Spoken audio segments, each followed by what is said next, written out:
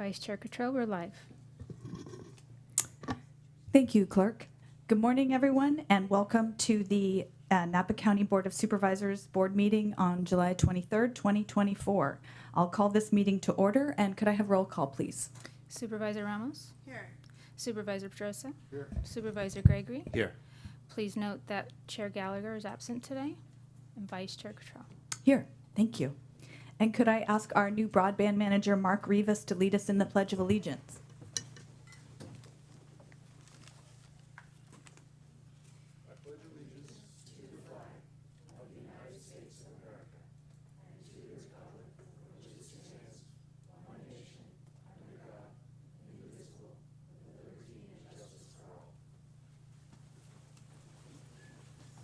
Thank you. And now we will find out who the pet of the week is.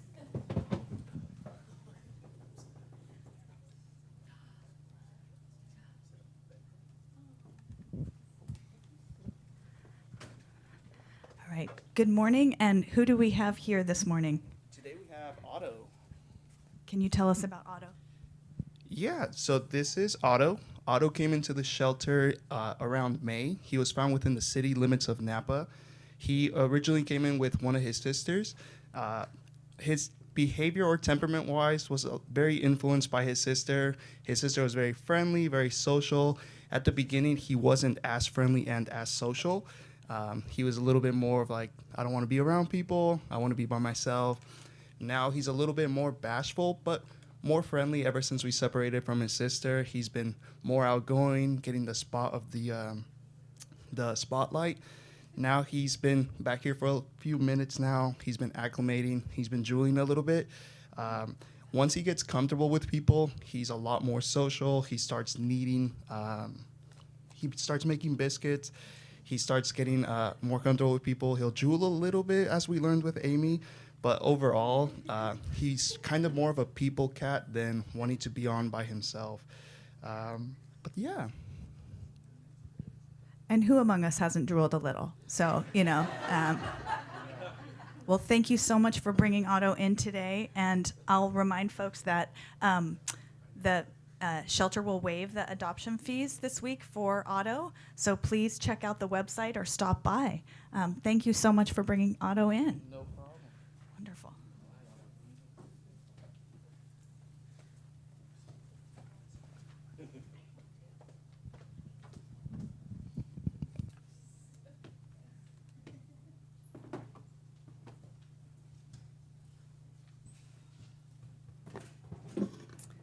All right, thank you, Clerk. And that we have no proclamations or commendations today, and that will bring us to agenda item number 5, the consent calendar for special districts. We have 2 items there, 5A and 5B. Do we have any board member comments or questions? Is there any member of the public who wishes to comment or on the phone? Oh. Thank you, Chair. I just wanted to clarify on the fiscal impact part of the NBRID, so on 5B, that it says that the fiscal impact is $160,000, but I just wanted to clarify, after reading it deeply into the report and seeing the 2 items, one on the master agenda and then one on the special districts, we already budgeted $1 million in the budget, and the unbudgeted amount for this loan is $160,366. So it just wasn't super clarified in that. It made it sound like that there's an unbudgeted amount. The only unbudgeted amount is $160,000, but we had already agreed and discussed this at our budget hearings back in June. So I just wanted to clarify that, as it wasn't very clear to me upon my first very jet-lagged reading. Right. Thank you for that comment. Would you like to engage staff on this or leave it at the comment? No, I did actually reach out to staff, and we already had these discussions, so I just wanted to include that. Great. Thank you. And do we have anyone on the phones this morning on item 5A or 5B? No one on the line. Okay. Thank you. So move. Is there a second? All right. All in favor? Aye. Aye. Motion carries unanimously. That brings us to item 6 on the consent calendar. First, I will note we have a correction on item 6N, removing the 4/5 vote requirement. That is no longer a requirement. That's the waiver of competitive bidding requirement for the county fire department. So on 6A through 6AD, do we have any board comments or items to pull off the consent calendar? I would like to pull item 6W. We can have a discussion about that after and ask staff to speak on that. Do we have any public comment on the consent calendar, items 6A through 6AD? Anyone on the phones, Ms. Hoskins? No one on the line? Great. So can I have a motion and a second to vote on consent calendar 6A through 6AD, reserving 6W? So moved. Second. All in favor? Aye. All right. Aye. Motion passes unanimously. All right. So we will now go to item 7, public comment for all matters not listed on the agenda, but within the jurisdiction of the Board of Supervisors and special districts. Is there anyone here to speak on an item not on the agenda today? All right. Please step to the podium. You can have 3 minutes. Thank you. I don't know if I'll take 3 minutes. Hello, my name is Jennifer Swift, a former staff service analyst for Health and Human Services until I was recently medically retired after my injury suffered August 2021 working pandemic response. I'd like to bring to the attention of the public and the board the ongoing waste of public funds that is the workers' comp case management company, Sedgwick, and their subsidiaries, One Call. My experience of the last 3 years has been riddled with their inefficiency, incompetence, and motivation to provide access to services and equipment that gets workers back to work and off their caseloads. This is done without consequences, and should a county employee or program ignore direction from their supervisor and have such outcomes, they would be fired or shut down. Case in point, thanks to repeatedly raising issues over the last 3 years and providing documentation of their lack, I am still waiting for travel reimbursement for April, May, June, and March of this year, something that is only supposed to take 7 days, and despite involving risk management for assistance in receiving things like mileage, access to services, and medical equipment, that doesn't seem to matter. Public funds are wasted hiring independent medical examiners to deny services, resulting in circles of appeals because the reasoning was flawed, and they review no medical records. Health programs are supposed to be able to demonstrate positive impact on the participants, and I doubt Sedgwick demonstrates meeting these needs to get workers back to work. If the county can find a way to be one of the few entities in the state to be its own insurer and not liable to maintain a medical provider network, it should do the same for case management that works to get employees back to work. I almost died due to my injuries resulting from a DVT and PEs as the result of showing up to work for my community.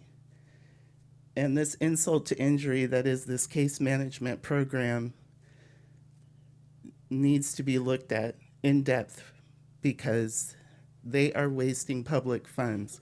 As a county employee, we're supposed to protect the public funds and function with integrity and accountability. That was demanded of me. Why is that not demanded of these contractors of the county? Thank you. Thank you, Ms. Swift. Is there any other public comment this morning? All right, then if not, I will move to item 8, Board of Supervisors reports and announcements. Supervisor Pedroza, are you up? Nope. No, that's Supervisor Ramos.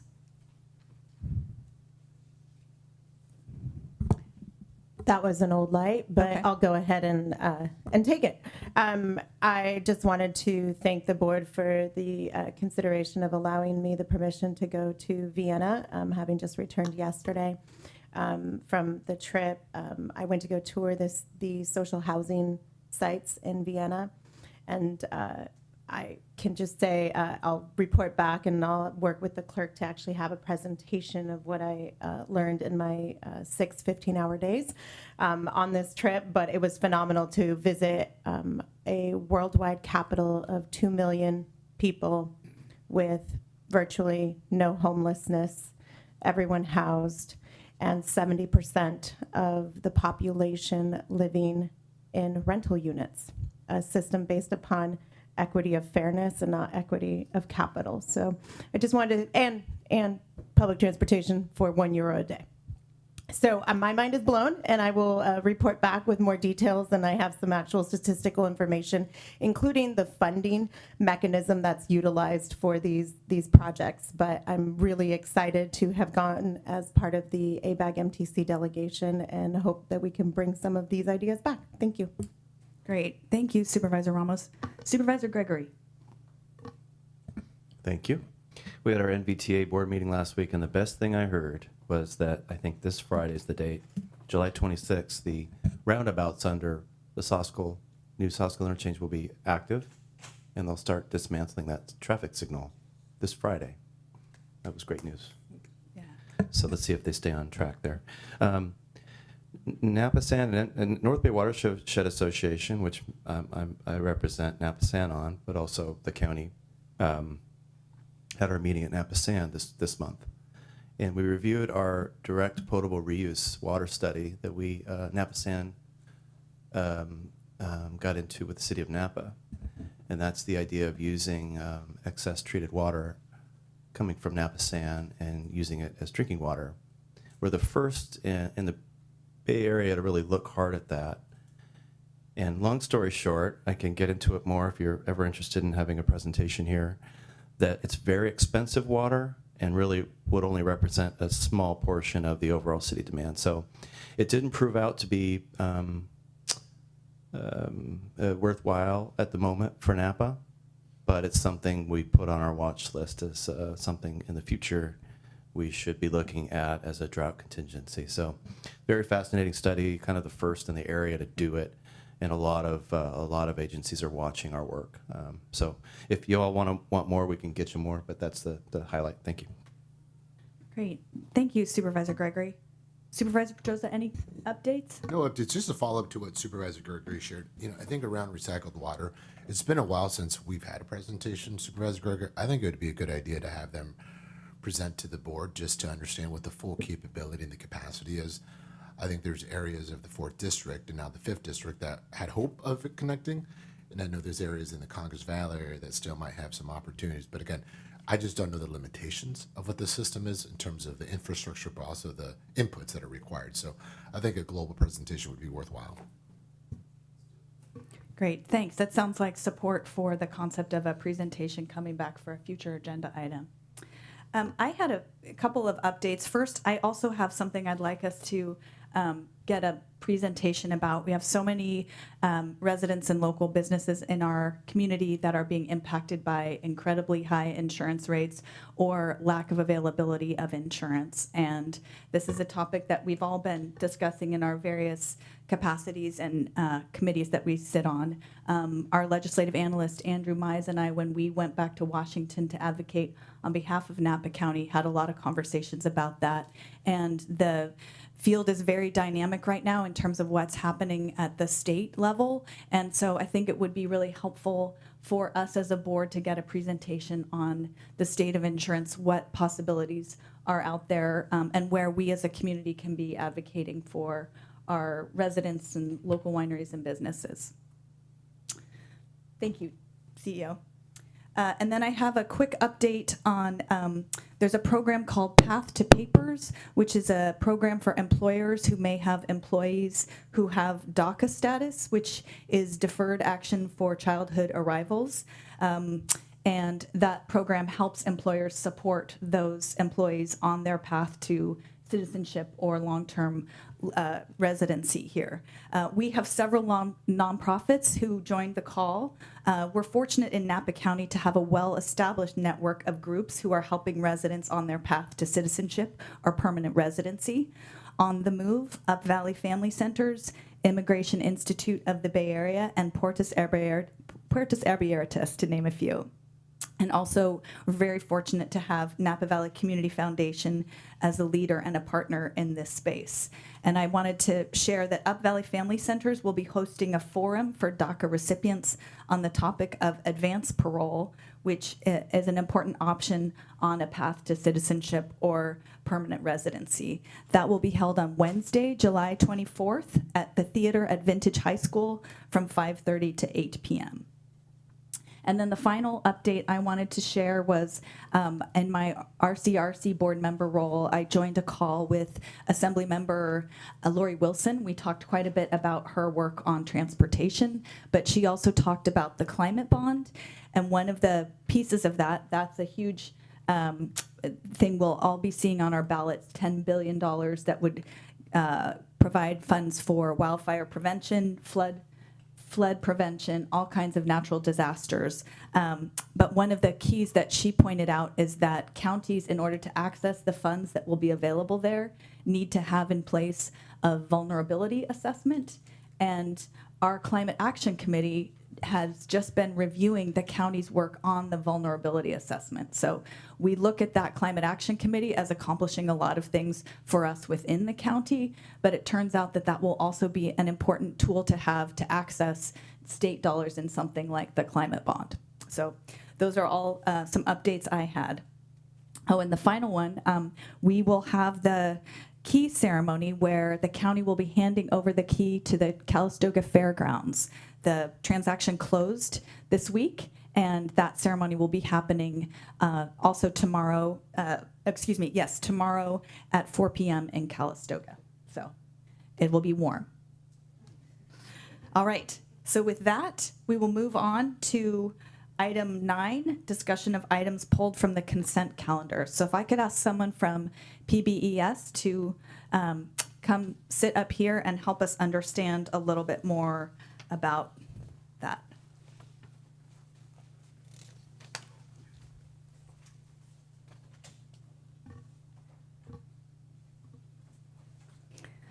Good morning. And as the supervisor who pulled this item, just to frame my question, I think I would love to just understand a little more background. This was an item with a lot of information here, and so just getting a brief understanding of how this helps our local wineries comply with state requirements.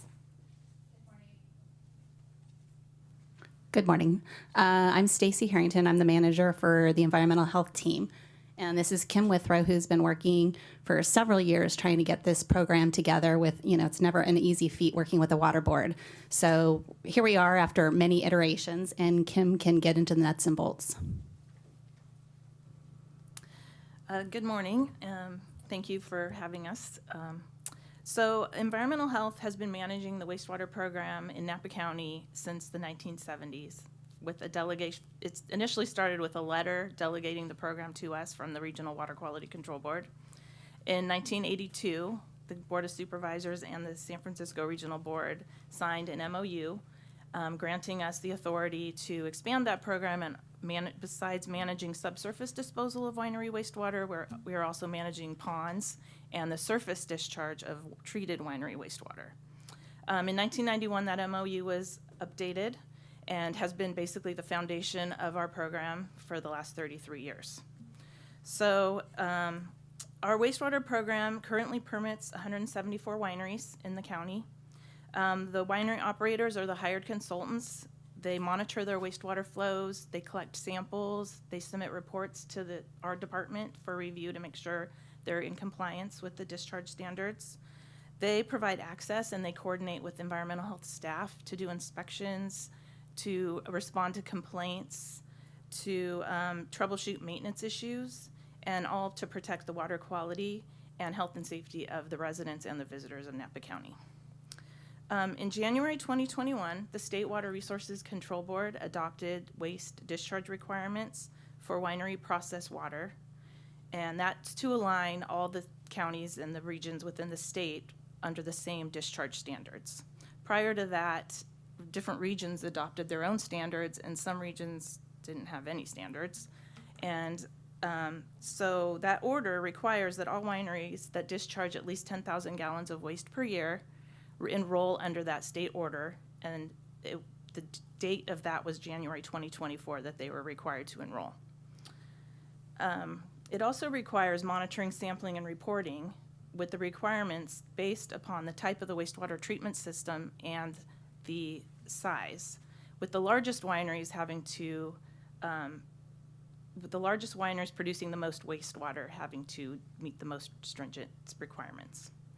So the winery order also includes the ability for a local agency like Napa County to actually apply to become the local agency under the order and regulate the systems under that order. So this interim period right now will give us some time to actually do that. We're here to ask you to sign that, to sign Supervisor Gallagher to sign the revised agreement and which reflects the adoption of the order and renews our commitment to running the winery wastewater program. The agreement will authorize Napa County Environmental Health to continue to run the program as it has for the last 40 years and continue to regulate the 174 wineries that are currently in the program for at least the next 3 years. The 174 wineries that are in our program account for 98% of the wineries that we regulated prior to adoption. They actually applied to stay with us for the next 3 years, so they want to be regulated locally and not have to go to the state. So one thing to note that any wineries that currently are not enrolled in our program will have to enroll with the state, and some of them have already done that. And let's see, by signing the agreement, it gives wineries in our program more time to develop a plan and save the money to develop the improvements necessary to comply with the order. It also gives our staff time to develop a program and gain approvals from you, the board. We'll be back on this item again in the future, and also to apply to the state to become the local agency to keep this program. Most importantly, continuing our local program provides better service and support to our local winery operators by having local county staff available to respond timely and to answer questions and issues encountered with winery owners and operators and continue working with them as they navigate the permitting process. Thank you for this opportunity, and if you have any questions, we can answer. I'd also like to add that Kim and her team, they've done considerable outreach with all of the groups. They've had meetings with the engineers and the designers. They've also personally reached out to pretty much every regulated wastewater system operator to give them the opportunity to enroll, because if they don't, they have to enroll with the state now, and their path to compliance is sooner. This just gives them a little bit of time. So it was that outreach that brought 98% of those operators back into the county voluntarily. Thank you. I appreciate that. Are there any questions from colleagues? I guess I appreciate hearing more about this and the value of having our local staff be the ones to administer this program. I think makes a lot of sense. You have local expertise. You have connections, relationships with these winery operators. So that makes a lot of sense. And I'm curious why someone wouldn't choose the local option. Well, it wasn't necessarily they didn't choose, they weren't in compliance, and so and we gave them every opportunity to get into compliance, and we actually are still working with them, so there's a chance that they may come into the local program and stay for the next 3 years. Mm-hmm. But if they don't, then the alternative is for them to enroll with the state. And also, anybody who has new systems or they've expanded what their discharge rates are, doesn't have the option of applying locally. They have to go directly to the state.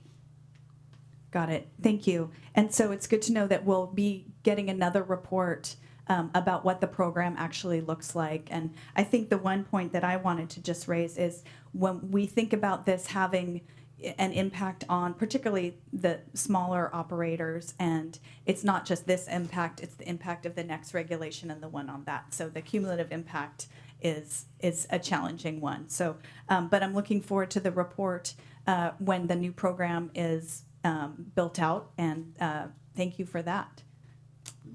Thank you, and we look forward to coming back with Thank that. you. Sounds great. I'd like to entertain a motion here. Is there a motion by Supervisor Pedroza, second by Supervisor Ramos? I'm sorry, did you call for public comment and I missed it? I did not. I will Okay. do that. Is there any public comment? Or do we have anything on the phones, Ms. Hoskins? No one on the line. All right, thank you. Thanks again. So we have a motion by Supervisor Pedroza, a second by Supervisor Ramos. All those in favor? Aye. Aye. Motion passes unanimously. Thank you, EH team. All right, we will now move on to item 10. We have no administrative items for special districts today. Item 11A, our first item under administrative items, is the appointment of a representative to the Napa County Veterans Commission. Madam Clerk? Pasaremos ahora al punto 10. No tenemos artículos administrativos para distritos especiales hoy. Punto 11A. Yes, it's translating behind the scenes. Sorry about that. Thank you, Vice Chair. We have today before you an appointment of either John Lee or Matthew Price to represent the position of public at large on the Napa County Veterans Commission with a term of office commencing immediately and ending on March 20th, 2028.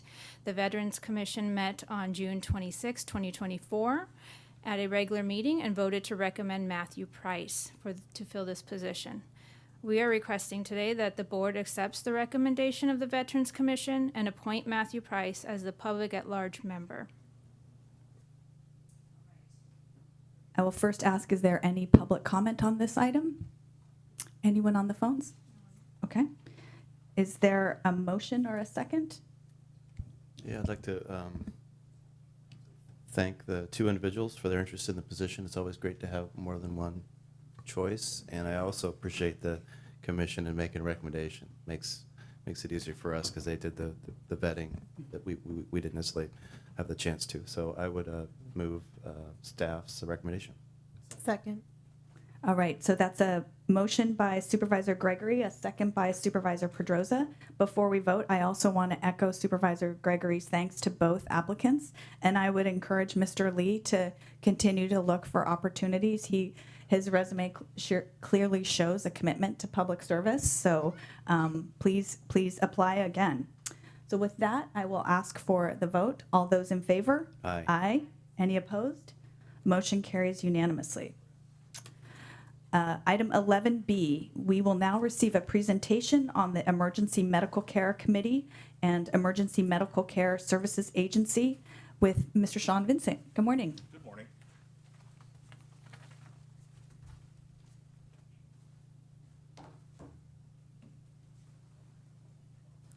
Is this thing on? Yep.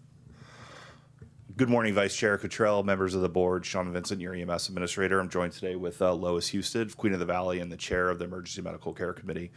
We're here to give our annual update on the Napa County EMCC, as well as the state of the Napa County Emergency Medical Services System. So without further ado, I'll pass it to Lois to give the report on the EMCC. Am I on? Yes. I can handle a lot of things, traumas, full arrests, but IT stuff kind of makes me nervous. So I have my Vanna White here. Thank you for doing that. Thank you for this opportunity once again to give the presentation for what we've accomplished this past year and what we're looking forward to next year.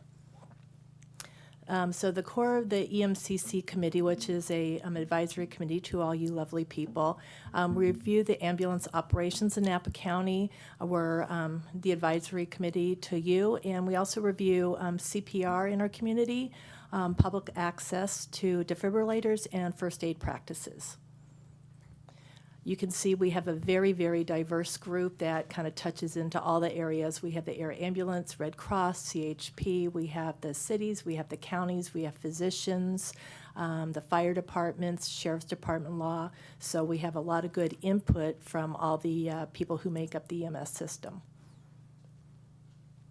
And EMS is really kind of broken down into recognizing there's a situation, reporting it, and our response to that situation, the care that we give on scene, the care in transit, and transfer to definitive care. And we do look at all those aspects of it and how we can improve it.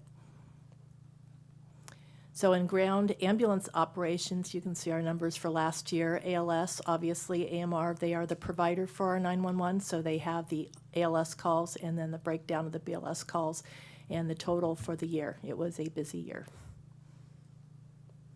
And for air ambulance, we were kind of a bit low with the pandemic. It peaked up a little bit. We're kind of getting back to our normal area. We do want them to be dispatched a little bit more than they're needed, because that means that we're not under triaging patients, and so that's a good thing. And we did have, some issues, I believe it was with possibly some double recording of the cancellation, so it's not as bad as it looks. But we do want to see that just a little bit higher to make sure that we're getting those air ambulances dispatched appropriately. Hands-only CPR is a big push. We taught 5,587 people last year at 79 events, and we do that through Public Information and Education Committee, which is a subcommittee of EMCC, and working with our fire departments and the hospital community outreach and things like that, being able to provide that outreach.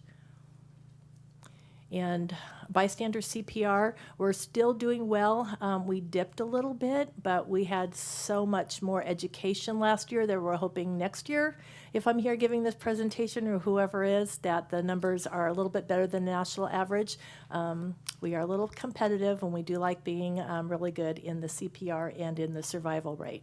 And with that, going to the survival rate, we are still above the national average, and that's something we've held for quite a while and we're really, really proud of. And that's a lot of the hands-only CPR. It's the dispatch instructions. It's the AEDs in place. It's pulse point, which I'll get to in a little bit. It's all those things factoring in that make that possible. And Pulse Point is one of the things that we push when we do the hands-only CPR classes and all that. It's an app you can put on your phone. If somebody, I have it on my phone, if somebody collapsed outside, it would, and they call 911, it will alert. 911 will ping it out and see if there's anybody around who has Pulse Point. I'll get the notification and I can go over there and start CPR, tell me where the AED is, and start intervening before EMS arrived. And then the current Napa communities that are heart safe, and there's a lot of layers that go to this. American Canyon, Calistoga, and the city of Napa, we're really proud of that. We do have our work cut out for us. We're still trying to get St. Helena, next one, yeah. Where's that? St. Helena in Yountville. I think that's a goal for next year. And we're working on that. Survivors Reunion Dinner is something that's near and dear to my heart. I'm also the chairperson of the Napa County EMS Society, which is made up of fire, the hospitals, and AMR. And we put on a dinner. This was our 10th one, where we get people who have survived, usually cardiac arrest, but sometimes traumas. We had children with near drowning and traumas, and we pick about 4 or 5 of them and we tell their stories. We bring the survivors up and tell their story, and as we tell their story, we bring up the bystander who did CPR, the dispatcher, the first responders, the ALS crews, the ER crews, and have them all come up. And for a lot of the time, it's the first time that these survivors have got to see the people that were part of saving their lives, because they don't remember a lot of it. We're very grateful for Black Stallion Winery. They've kind of taken us under their wings and helped host it every year. And it's just an event we really enjoy. It's during EMS week. So this is 2023, and I promise you a good picture of the 2024 that we just had in May. And it's a really nice, touching event and healing for not only the survivors, but for the rescuers. And so accomplishments for 2023, we tripled the number of public members trained in hands-only CPR over the previous year, and quadrupled the number of events public information and education had from the previous year.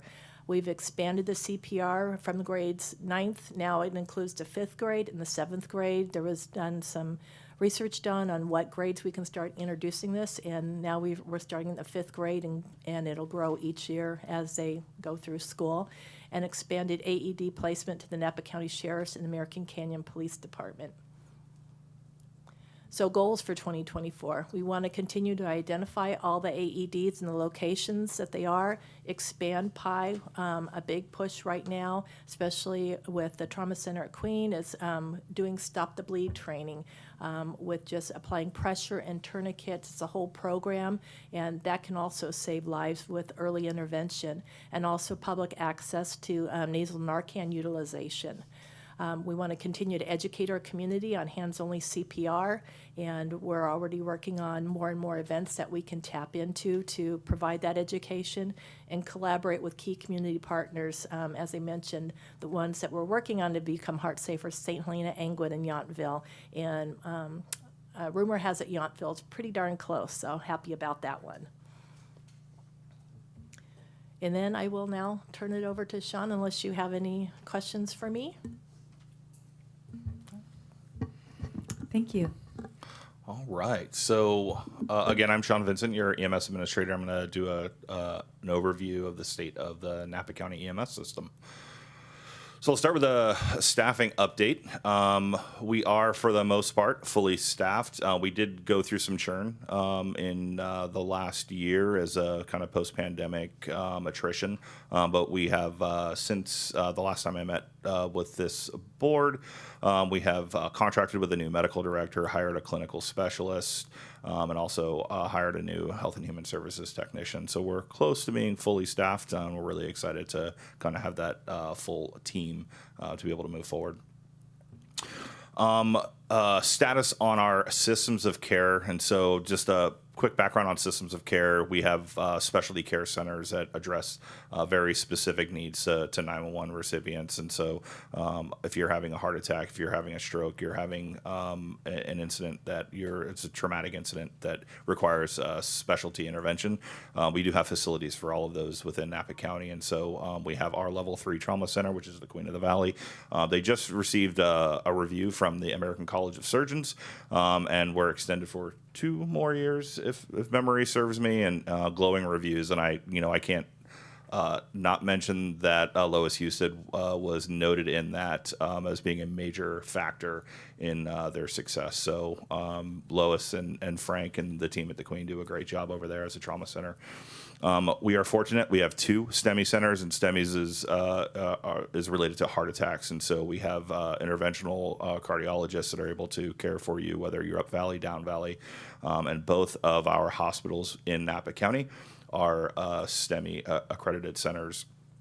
And then we have 2 primary stroke centers. And so being a stroke receiving center is a variety of categories. And so primary stroke center essentially will handle 90% of stroke patients. There are some comprehensive centers and some very specific specialty centers in California, but the gold standard is being a primary stroke center through the American Heart Association. Both of our hospitals in county are AHA accredited primary centers. Some quick updates in the system itself. Emergency medical dispatch update. And so as a part of the contract that your board signed back in 2021, we really ventured for emergency medical dispatch, ensuring that we are applying the gold standard for triaging of 911 calls. That has progressed since June of 2022, since the Napa Central Dispatch initiated that. We also have the CAL FIRE Emergency Communications Center up in St. Helena. Both are on that gold standard system, ProQA. Napa Central Dispatch is seeking accredited center of excellence through the IAED, the International Association of Emergency Dispatchers, and we're hoping to see that in the coming months to being an accredited center of excellence. Receiving center, as I mentioned, we have a variety of specialty care centers. We're currently working with the Queen of the Valley and finalizing the STEMI agreement with them, and then we'll be pursuing agreements with St. Helena Hospital for stroke services for all renewals, nothing extreme. We held our second annual EMS symposium last year. Really excited. We had approximately 200 participants from all over the country, very many in Napa, but some outside of the state of California and some international. And so we had a really great lineup, and we had another great system in May of this year. Medical health response plan update. We are currently updating all of our disaster plans as a result of the pandemic, and we wanted to make sure that we were up to current standards and all the lessons learned from the pandemic. So we have a team that is working on updating all of our required response plans. We're working in partnership with Office of Emergency Services to make sure we are in concert with the wider plans that they have. Clinical compliance standards. So one of the elements of the contract with American Medical Response is to ensuring that we have clinical compliance metrics within that.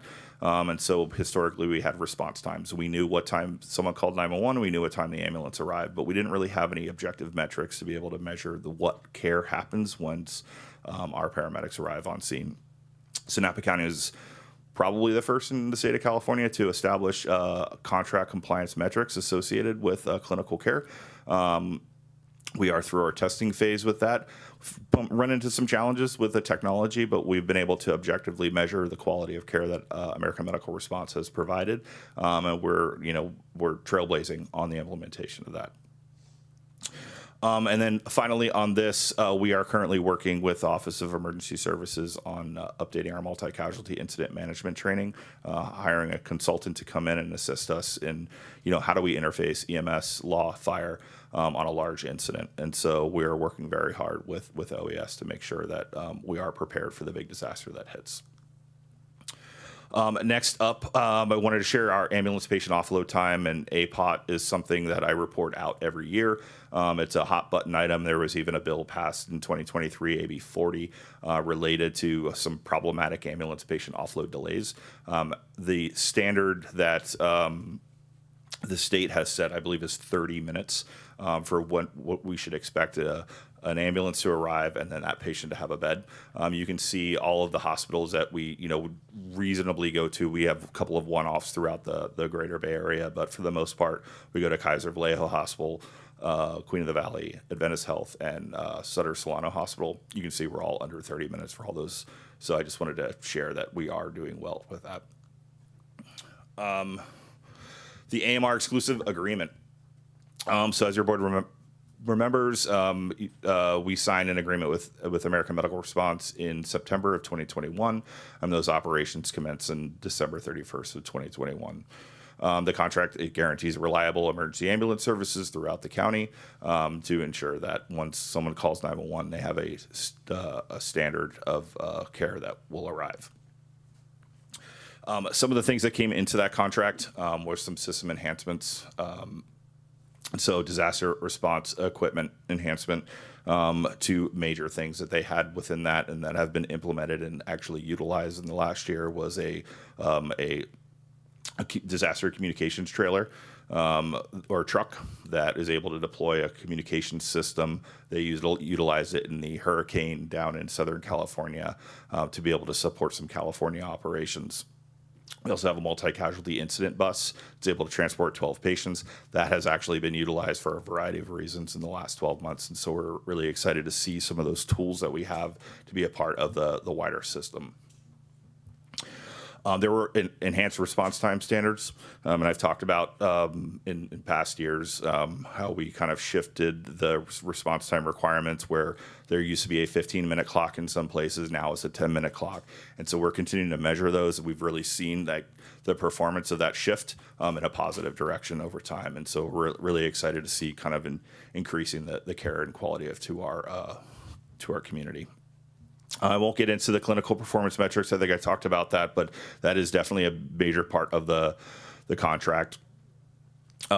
Mutual aid agreements is something that we're continuing to work on. We still have two outstanding agreements that American Medical Response is seeking with our neighbors to the south and our neighbors to the west. But we've gotten we need to redo an agreement with our neighbors to the west, and so we're continuing to work with them on that. Community engagement activities, I think Lois talked about, we quadrupled the number of events that we had for community engagement, and a big part of that is our engagement through the contract with American Medical Response, and we tripled the number of people who were trained. And then finally, Tablet Command is a new system that provides situational awareness that's offered to our first responders as well as our ambulance providers as well as us. to be able to identify resources, response information, and really streamline the efficiency of our system. And so we're really excited to see tablet command being implemented in the coming weeks. Contractual performance. AMR met all requirements in all categories in calendar year 2023, and all contracted calls, they responded to on time 94.87% of the time of the 16,895 contracted requests in 2023. And this is a quick breakdown, month over month. It don't go into the detailed buckets, but I will say every single category in the calendar year was met, and you can see 94.87%. So with that, thank you for the opportunity to provide a report. Happy to take any questions.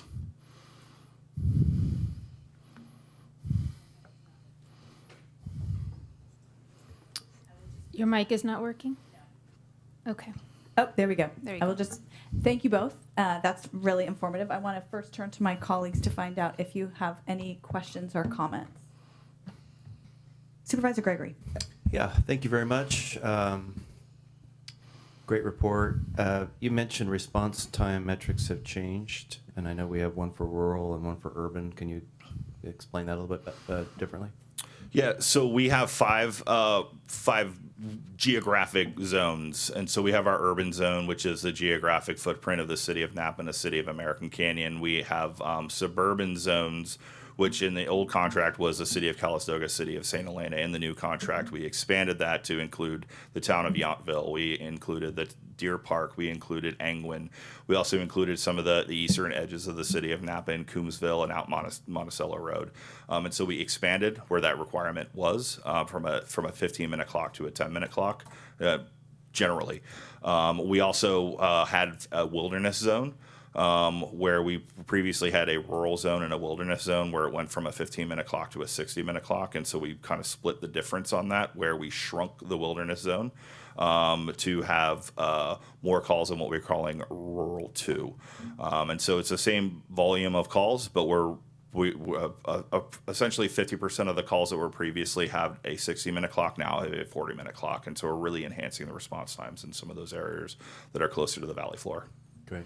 And I just want to say thanks to our trusted partner, AMR, who, over the years have always shown compliance with these important metrics that mean a lot to us and our constituents. Are they here today, our AMR? I didn't see AMR Okay. here. So. If they were, I was going to say thanks to them directly, but Thank you. They're I'll listening, let them so know. thank you, AMR. Thank you, Supervisor Gregory. Supervisor Pedrosa. Thank you, Chair. And again, thank you for the presentation. On some of the performance measurements, I think it's great, but in isolation, it's hard to compare. So I think if you could provide some comparison in the future of how do we compare it to other like counties that have similar hospitals. So like the offload time, to me, the 20 minutes sounds good, but again, don't know how that compares to other municipalities, other jurisdictions. I think a lot of it is subjective to how many hospitals you may have in your community. So that underscores the relationships that we need to have with healthcare providers. So that was just a comment. On the air cancellations, that's something of interest because I remember when the county leased a helicopter for a different reason, for fire mitigation. The cost of that helicopter every time it went up in the air was pretty pricey. So when you talked about the air cancellations, I'm assuming that's a costly activity. It's the right thing to do because we're trying to save life. But what's happening on those cancellations? Where is there efficiencies that we can get to? So very specifically, and we've worked with our air providers, and we haven't necessarily changed any of the criteria. We are updating. We have updated our policy, and what we have is called auto launch criteria. And so we have a geographic footprint within the county that is essentially going to be a greater than 30-minute response time or transport time with lights and sirens going to the closest trauma center. And so we created this auto launch criteria, and if you are at the intersection of a very specific type of call, what we call the terminant code from the Pro QA dispatch system, and you're in that geographic area, it is automatically going to trigger a helicopter. And so what we didn't have previously was the redundancy. And so we were saying that you have an air ambulance provider, and we have what's called ALS rescue. An air ambulance is a pilot, a nurse, and a paramedic that's providing care. And so you have two clinicians in the back. We have ALS Air Rescue, which is California Highway Patrol, where you have a pilot and a paramedic. And so you have more hands on that patient in those air ambulances. And so we have always said if the air ambulance is greater than 20 minutes from the call, we will alert the ALS Air Rescue. What we started to do was we were notifying everybody because we thought it was inherent that we would need to know that the air ambulance was 20 minutes faster than the ALS rescue, but there were some gaps there. And so we started notifying everybody. And so now you have two ships that are starting to spin their rotors. They don't necessarily always take off, but we consider that an alert and a cancellation. And so we saw those cancellations go up just so we had some safety nets and some redundancy in our responses.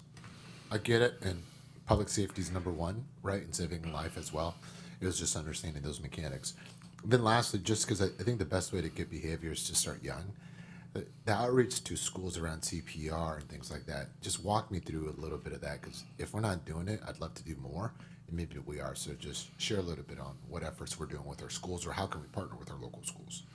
Yeah, absolutely. And there's a lot of research is suggesting as we get to them younger, because we kind of build in the foundation. If we wait too long, people, I have a young daughter on the precipice of becoming a teenager and indifference. And so getting them at 5th grade and really kind of ingraining that into their spirit and understanding. And really it's about fear. It's about fear of engaging that person that's in cardiac arrest and putting hands on them. And historically, people didn't want to do mouth-to-mouth resuscitation, and now we're doing hands only. And so making it a part of the culture of these kiddos and making it a part of their everyday life is really important. And I'll turn to Lois because she is much more engaged in the public information component than I am. Well, just a lot of research was done, and it was done ninth grade, and then the research was done. It's like, okay, we can start younger, so that's where we started going into the 7th grade, and now just started going into the 5th grade, because that seemed like at 5th grade they're engaged, that they're old enough to really comprehend it and get the concept of it. And then when you get those kids again in 7th grade, you're just reinforcing it, and you're getting them again in 9th grade, and then just solidifying that. And then in the 9th grade, they've done it with the high schools, where they've even got the kids to do the pulse point on their phone so that they can respond. I just think that type of outreach is incredible, so thank you. Thank you, Supervisor Pedroza. I had a couple of comments and questions. First, just to follow up on, I think I appreciate that question. And at the EMCC meeting, one of the stories that I think is really interesting from the people out in the community doing the training with the younger kids is that the younger kids are educating their parents and family members. They had a story about a couple of kids who helped their whole neighborhood learn that skill set. So I think there's a double win there. You're engaging and activating people earlier on, and they're helping more people to learn too.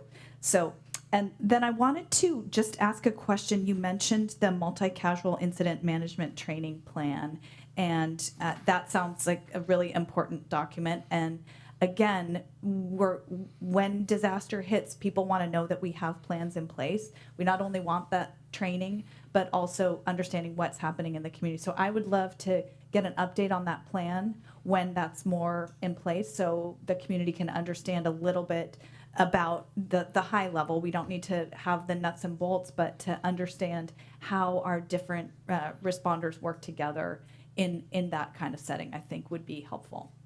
Yeah, absolutely. Okay. Great. All right. Is there any public comment in the room, or please, Ms. Swift?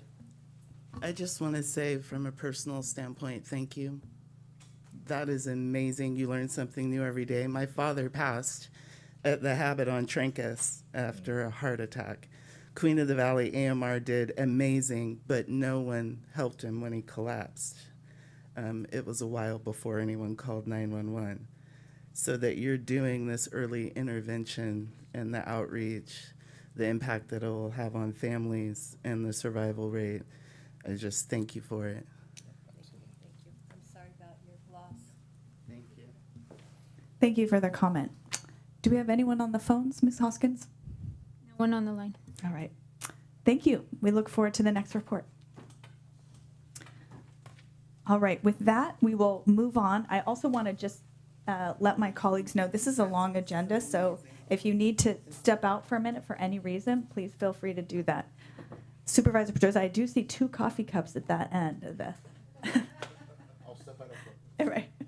All right. Well, and the next item we will turn to is 11C and receive a presentation regarding farm worker housing needs and impact assessment from Jennifer Palmer. Good morning. Good morning. Good morning, Supervisors. Jennifer Palmer, Director of Housing and Homeless Services, here to provide a overview of the recently released Farm Worker Housing Needs and Impacts Assessment Report. This report is a little more than 50 pages, and so I'm not going to go through the entire thing. I'm just giving an overview of it this morning, and then happy to answer any questions. For a little bit of background and context, this report, the assessment took place over about 10 months. We have a workforce that is around 9,000 year-round. It peaks at about 11,000 during harvest. And so our intent with the assessment was to really understand what are their unique housing needs and what are some of the barriers that they face.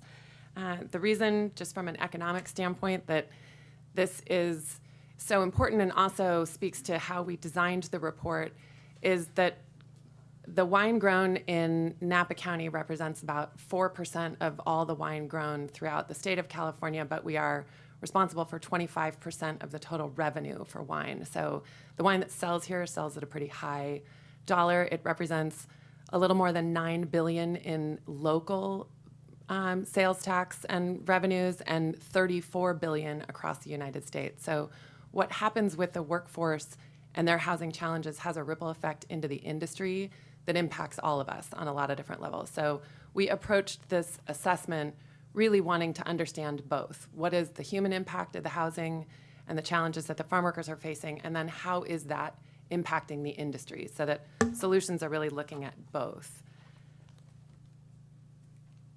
And so a quick word on the methodology there. As I said, we really wanted to look at this from both the standpoint of the farm workers themselves and also the industry impact. So the design of the assessment had a two-phase approach. The first was speaking directly with the farm workers through surveys and some interviews.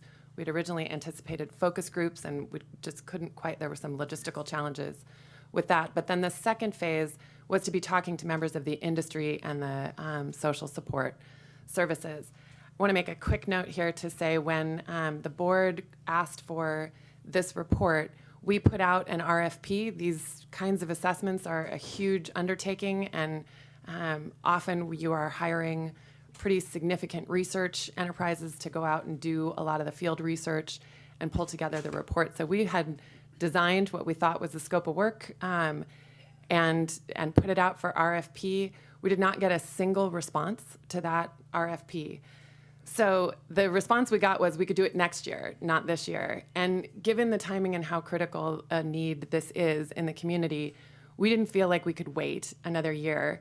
And so we looked at resources that we had internally, including public health, making an epidemiologist fellow available to help. And we hired a recently graduated field researcher and cobbled together between myself and Alex Carrasco, who is now our project manager over the Housing Authority. And the four of us are the project team on this report.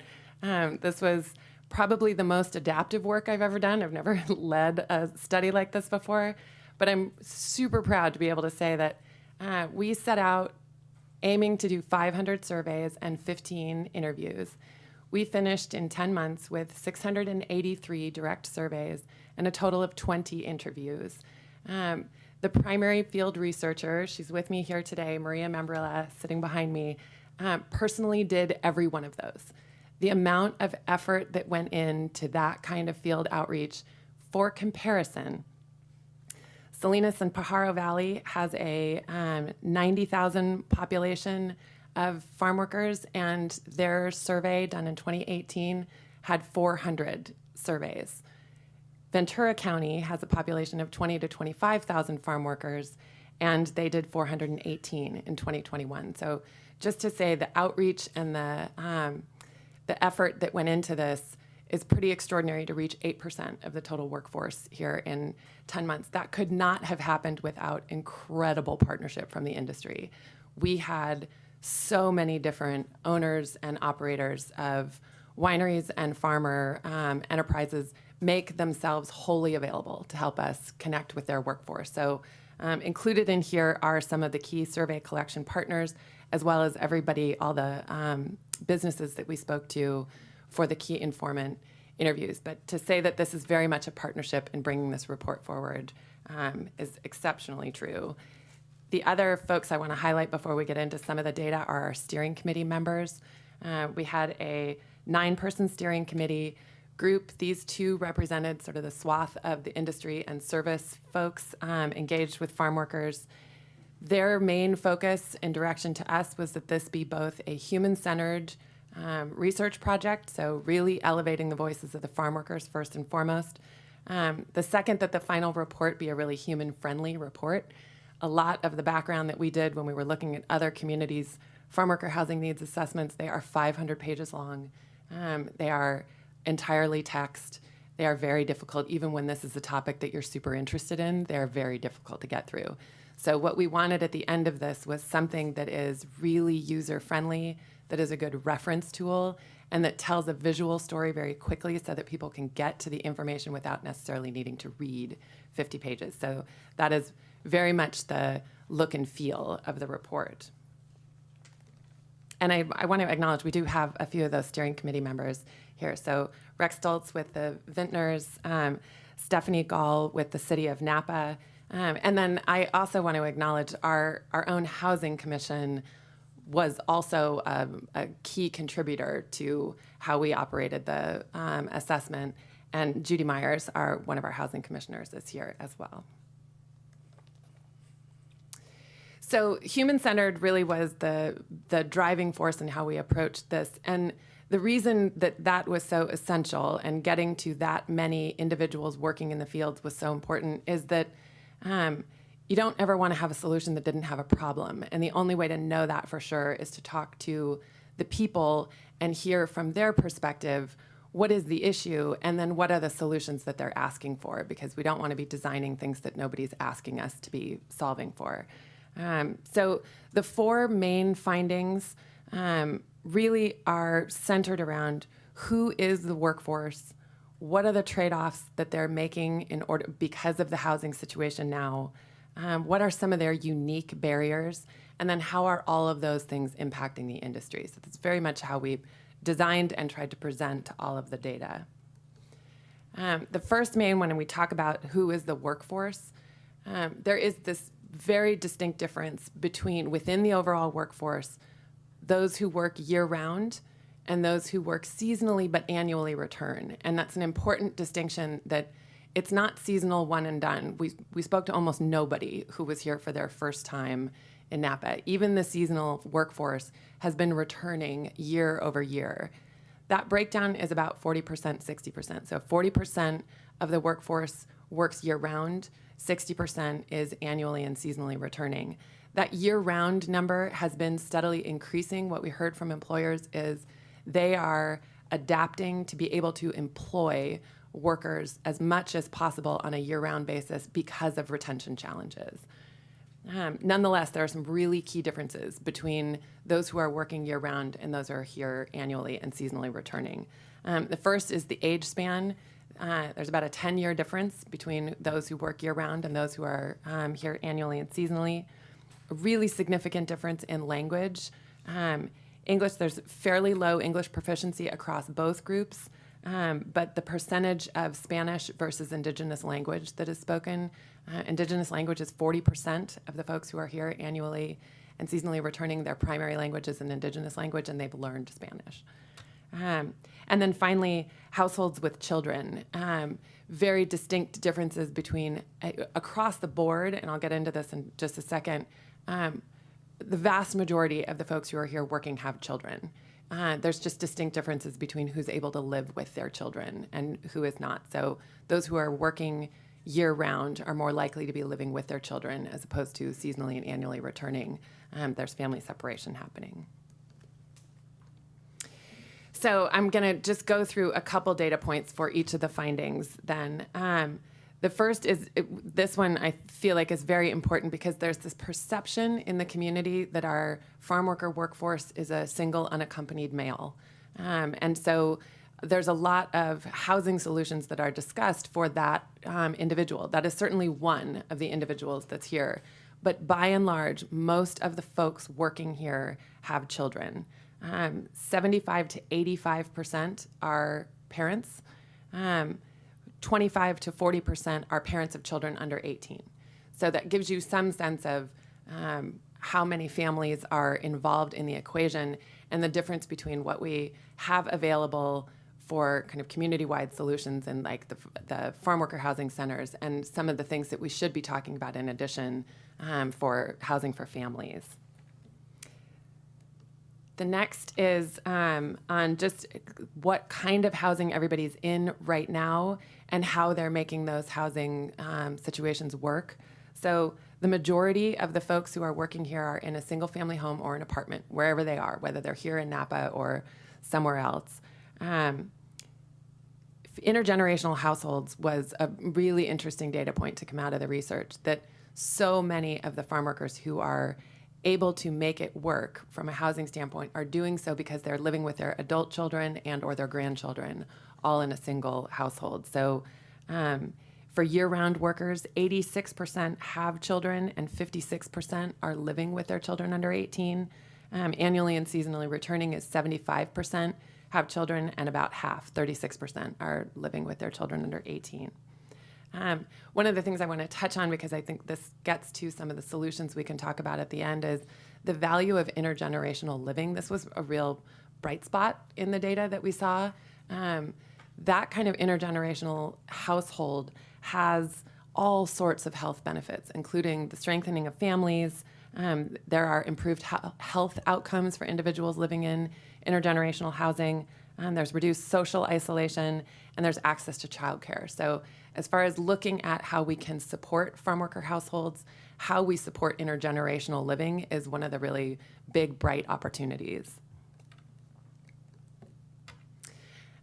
We asked where everybody's living right now, and so the living in county versus out of county, we thought this map was really a valuable way of being able to quickly see how far folks are coming and the difference between who's in county and out of county. So a little less than 50% of the workforce is actually living in Napa, which is encouraging. Those living out of county are coming from some fairly long distances. So I'll get to the commute times in the next slide, but the difference between those who are working annually and seasonally, they're just not able to access housing in Napa County. And then we looked at how do they get to work. And so this is both in county and out of county. Who's driving alone to work, how many folks are using a carpool, and what other methods of transportation. Not surprisingly, there aren't a lot of folks walking to work. This is just not really possible. But carpool, if they're out of county, is a huge deal. That's how the vast majority are coming in carpools, which we can, again, when it comes to solutions, looking at how we improve the experience of carpool and transport to work, both from a human-centered side, but also a climate side. We've got folks coming from some really significant distances. And what we heard from employers is those carpools, while great for the employers or the employees to reduce travel costs and gasoline, that can make an entire car, an entire crew, dependent on a single vehicle. And so when one driver is sick or one vehicle goes down, an employer can lose an entire crew for the duration there. So figuring out what are some other options to help address transportation are one of the things, an area that we just see as a big opportunity. So then the other really unhealthy trade-off is the length of time folks are commuting. That map showed we've got folks who are coming from 2 hours further away each travel distance. So a total of 4 hours round trip every day. 1/3 of all of the folks who work in Napa County live with their children under 18. Of those who are living out of county, 2/3 are spending more than 3 hours a day in their car. 25% are spending more than 4 hours a day in their car. So if you imagine you're working an 8-hour day when you're here and you're in your car for 4 hours, you have largely been away from the house for all of the waking hours of your child's day. So even those who are living, and if it's 2 farm workers, mom and dad, that is the entirety of the day away from the kids. So how we look at getting those families into Napa County so that that commute distance can be cut down is an important consideration. Then I just want to touch on a few other access to Wi-Fi. This was a really surprising data point to come out of the study, that less than half of the workforce has access to Wi-Fi. When it comes to annually and seasonally returning, that drops down all the way to only 25%.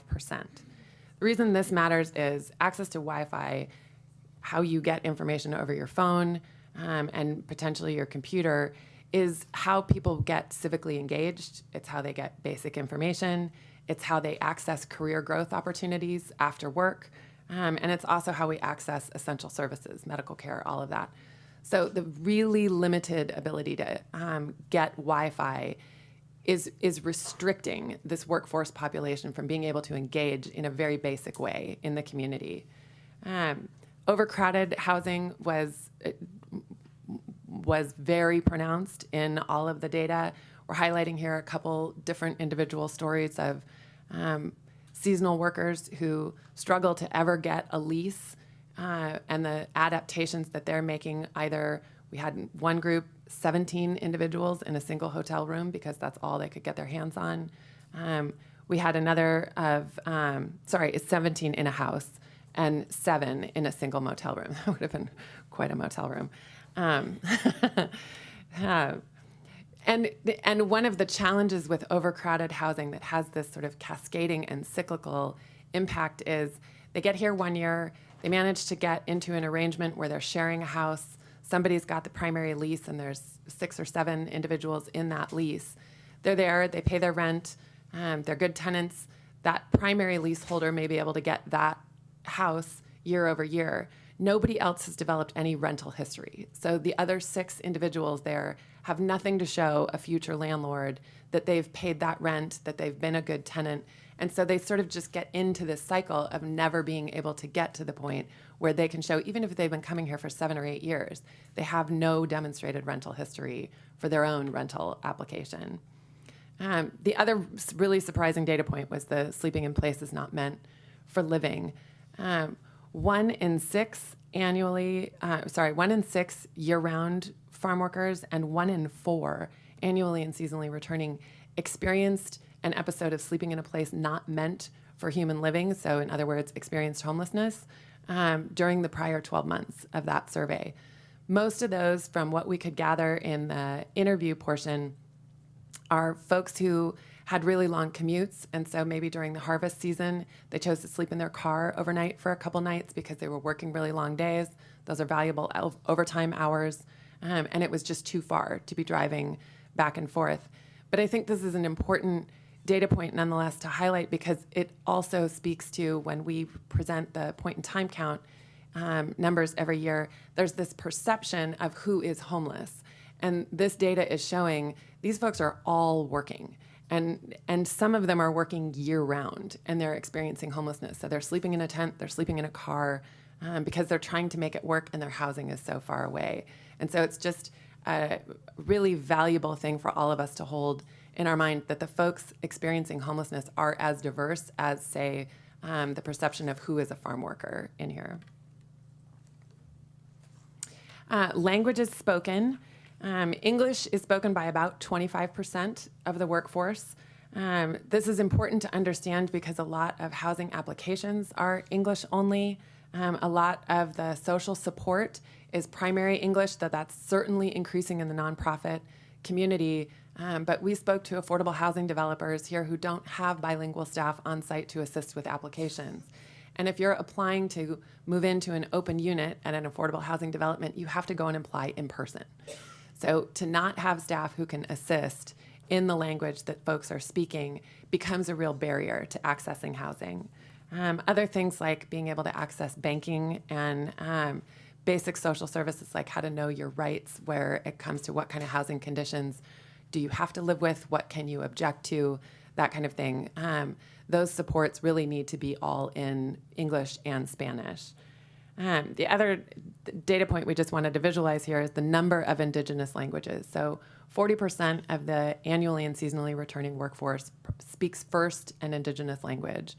Most of these languages are spoken, not written, and they are unique dialects, so very different one from another. And from what we understand from talking to a lot of the employers, it's not like if you know Spanish, you can kind of make sense of an indigenous language. Like they don't translate that way. They're very different. So a lot of these folks know both Spanish and the indigenous language. But we just wanted to highlight that within Napa, there are 19 different indigenous languages across the 683 that we surveyed. Most of those are from the Chiapas region.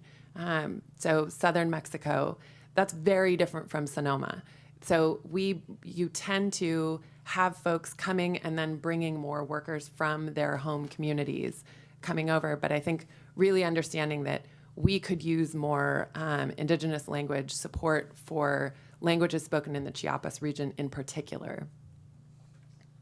And one of the ways that I think this is an important thing to understand when we get to solutions and opportunities is that when English is not the primary language spoken, there just needs to be more time to do outreach and to allow people to come in for services. So having funding set aside specifically sort of earmarked for folks who don't have as easy a time accessing the same services that other folks do is really the point that we want to take away from here. It is a little bit more time intensive to do the outreach and establish trust with those groups and then help them through the process. And then this one I wanted to show because while it is a very small percentage, about 15% of the folks that we surveyed are using one of the farm worker centers. Nonetheless, what I thought the data really highlighted beautifully is just how effective those centers are at doing the job that they were intended to do, which is to reduce rent burden. The difference between the folks in the private market and their experience with paying rent versus those at the farm worker centers is really night and day. That we have very few folks staying at the farm worker centers who are struggling to pay their rent. Nonetheless, we also have folks who are working here year-round who are staying at the farm worker center. So that shows how difficult it is to access housing here. So the centers play this really critical role, and they are doing exactly what they were designed to do. It's unfortunately just that that's 180 beds for a workforce that is 9,000 people strong. So now just to touch on some of what we heard from the employers, as housing has become increasingly more expensive and either wholly unattainable or only attainable in counties that are increasingly a further and further distance from Napa, retention is a huge challenge. So there are workers not returning, and there is this big gap of young workers not entering the workforce. That has a cascading impact on skill development. So when there aren't folks who have come year over year to come back or stay with their permanent employer, it takes 5 to 10 years to become a really highly skilled farm worker, to be able to operate the equipment, to do the management side of things. And what employers were telling us is they're just losing that ability to retain a worker for that long a period of time. And so to come in and fill in behind that, there is an increasing number of H-2A visa workers because the employers have to have employees at really specific agricultural windows. So it's not like you can wait to when you start suckering or along the whole agricultural production cycle, you have to have sort of a just-in-time workforce. And so contracting for workers who are coming over is an increasing solution, and that has a real efficiency to it. But again, it is a trade-off with the high skill. So even among H-2A, those folks are not coming back necessarily year over year, and there's no guarantee that they will.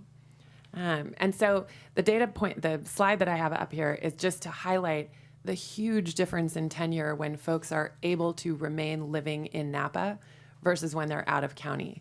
So it is 15 to 19 years tenure if they're living in county versus it's 5 to 10 years if they're annually and seasonally returning, or if they're living out of county. And so solutions that are within the envelope of Napa County really are what are going to help the employers the most with this retention and skill development issue. And then, I didn't switch. There we go. The other one is on the adaptations that employers are having to make. So shift schedule changes to accommodate childcare among an individual crew, particularly with all female crews. We heard stories of employers who were having a crew where one of the crew members each day of the week is not on site in order to be providing childcare to everybody else on the crew and rotating. And so employers are figuring out how to support that to make sure that they've got a crew that's intact and they can count on those hours. We also heard a lot from particularly smaller employers about the challenge of providing support to their annually and seasonally returning folks with accessing housing.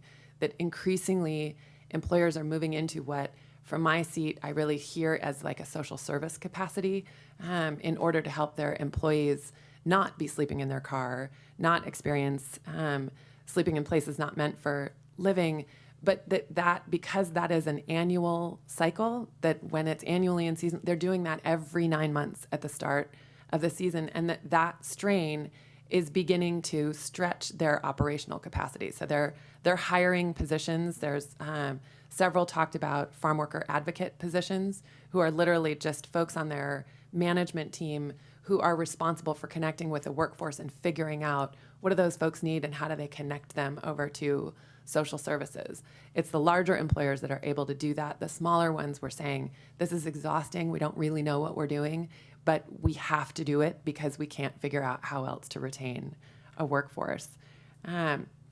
This data point that's up here is to highlight that annually and seasonally returning, the average, so 75% of the survey responders work 8 to 11 months. So that's still, there is a little bit of a distinction within the community. It's almost like how we look at teachers, that if you work 9 months or longer, that's considered permanent employment in Napa, which is sort of exactly what we look at for teachers. But when it comes to housing, that's not quite how we approached it from this study, that if you're only working 8 or 9 months out of the year, you're really not going to be able to pay for a 12-month lease. And so we nonetheless want to highlight that even on that annually and seasonally returning, they are here for the majority of the year. And that the last thing I will say that the employers really highlighted to us is that if we are not able to retain a permanent and highly skilled workforce, that the downstream risk of that is increased mechanization. And it's not that mechanization is driving a change in the labor force, it's the other way around. It's the lack of labor that is forcing employers to have to consider mechanization. Now, mechanization certainly has some efficiencies and it has a role, but it doesn't allow for the kind of boutique cultivation that happens in Napa, and it really changes what our brand is. We are very much a hand-skilled, highly skilled hand labor industry. And so we heard repeatedly from the employers that is something they fear, as if we don't do something about the housing situation, we're going to have to go to mechanization, and not that they were looking at mechanization in the same way that they are as with H2A as a possible way of kind of filling a gap. So then to distill all of that into some suggestions for collective action, and this really was repeated again by all of the employers and the social service partners, that no one entity is going to be able to solve this issue. It is a community-wide issue. It's all jurisdictions, and it's going to be a very collaborative and partner-driven approach. Some of the things that we have included in this opportunities for collective action include consideration of set-asides for down payment assistance. So the county has a really successful workforce down payment assistance program. We are pumping about $3 million a year into that, which translates to 30 to 40 homeowners who work in Napa who are able to buy a home here with our assistance. Considering having a set-aside within that for individuals working in the farm labor industry. So again, allowing for the extra time that it takes for folks to go through the process, to get qualified, to understand what that program is. The reason this is important is the proximity loan program is wildly popular, and we had to shut it down in halfway through the last fiscal year because the funds were completely committed. So if we had twice as much money, we'd be able to continue to fund more down payment assistance. But it's folks who are really skilled and already connected who are waiting when we open that portal again on July 1st. We've got applications already pouring in. So having some funding set aside just for farm workers is the suggestion here. Housing navigation assistance. We run through the homeless services side of my shop. We have a coordinated entry system. We provide housing navigation assistance, and it's provided based on a common assessment tool that ranks what the need is and matches folks with the highest need to available housing units. On the housing unit side, there's a whole team going out and working with landlords to develop units, figure out what kind of unit is available, how many people could live there, what's the rent, and then we match. So we do a lot of the legwork behind the scenes. That kind of system is an opportunity on the farm worker side to have the industry come together and develop a common assessment, who needs housing assistance, and how might one of the nonprofits be able to run something similar to the kind of coordinated entry system we have. Access to the short-term and nightly housing through the farm worker centers. We've obviously had discussions over the last year and a half about the potential of a fourth farm worker center. Certainly this data says that more farm worker housing for folks coming through a center-type housing is one of the solutions. The question here would be whether that is increasing capacity at our existing centers, which are currently restricted to 60, but could we build additional buildings on the same locations to take advantage of infrastructure that's already there, or do we need a fourth center? But certainly that is one of the tools necessary. Financial literacy, the Farm Worker Foundation does an amazing job of providing financial literacy classes, and they have a whole suite of things that are online already. One of the challenges is when you think back to that low Wi-Fi access, if you are already really limited in what your Wi-Fi access is, downloading video and photo-based content is basically a non-starter. So helping to translate and make sure that materials that are getting produced are produced via illustration rather than video and photo is one way to help get around some of those download challenges. Transportation-wise, there is a program in the state, and the map is up here. It's called CalVans. The state sponsors, they will make vans available. There's a whole insurance and gas provision program. You just have to have a driver who can drive the carpool, and then you have access to this van that can take up to 10 people from wherever it is. But the employer has to be in one of the CalVan counties, which does not include Napa right now. So as an opportunity to get CalVans to expand into Napa, and it's a state program, I think it's a funding limitation at the state. So certainly with all the rest of the funding challenges at the state, I'm sure this is just one of many conversations to be had there. But this one in particular is pretty important because we have a really critical workforce that needs to be able to take advantage of a program like that. And right now, we don't have any employers of record, obviously, outside of Napa. So CalVans is just unavailable for the folks working in Napa. Last slide here before questions. So improving access to Wi-Fi. I think you're going to get an update from the IT group right after me, but one of the things that they've been looking into on our behalf is how to bring broadband to the 3 farm worker centers, which would be a just massive improvement for those folks. We also think bringing Wi-Fi, really focusing on access to Wi-Fi at the multifamily housing sites, particularly the affordable ones, but even just low-income multifamily, as well as making sure employers understand the importance of providing Wi-Fi on site to their workforce. Some of that's in the field, which can be a little bit more challenging, but that is how most of the workforce is going to be able to access the career development content that places like the Farm Worker Foundation are making available. Food, in the same way that transportation can offset housing cost burden, so can access to low and no cost food. And again, we have this unbelievable wealth of food in the Napa Valley. We have a food bank that has available food, but it's not delivered mobily. So figuring out how do we get mobile distribution to farm workers who don't have the time and they're actually not driving their own car, so they can't get to any of the food bank sites during the day. So figuring out how do we get the food to where they are, just as a cost burden alleviation strategy.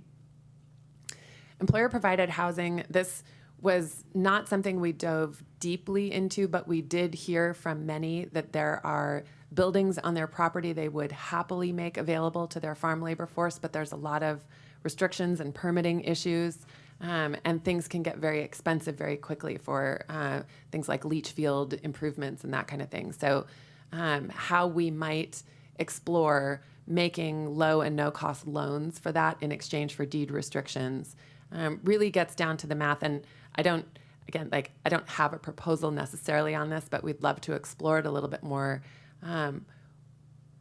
looking at the math between what does it cost to bring any unit to market. Building an affordable housing unit is between $400,000 and $700,000, and it's 8 years from now.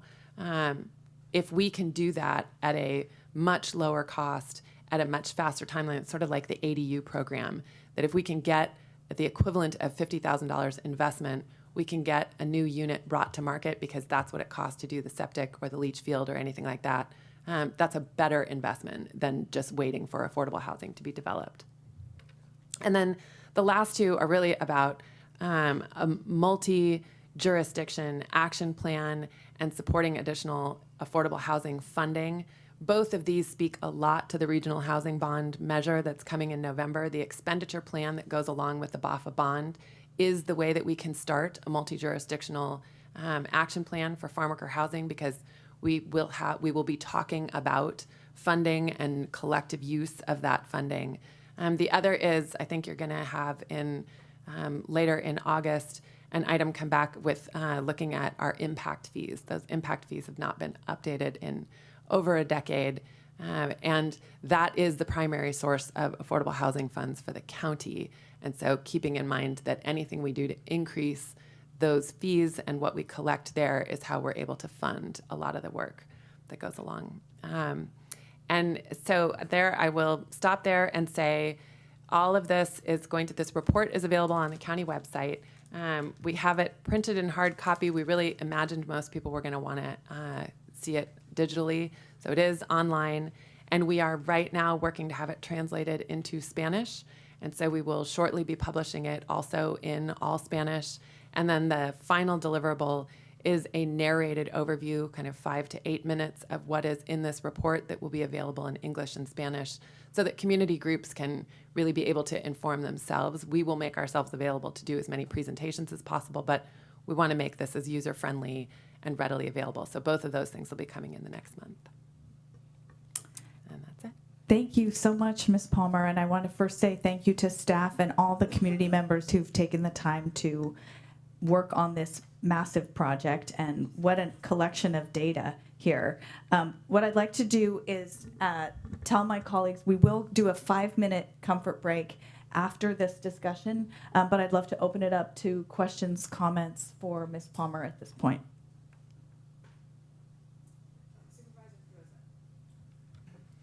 Thank you, Chair. And Ms. Palmer, I just love your passion, and it shows. So thank you for that. Thank you for not waiting, doing.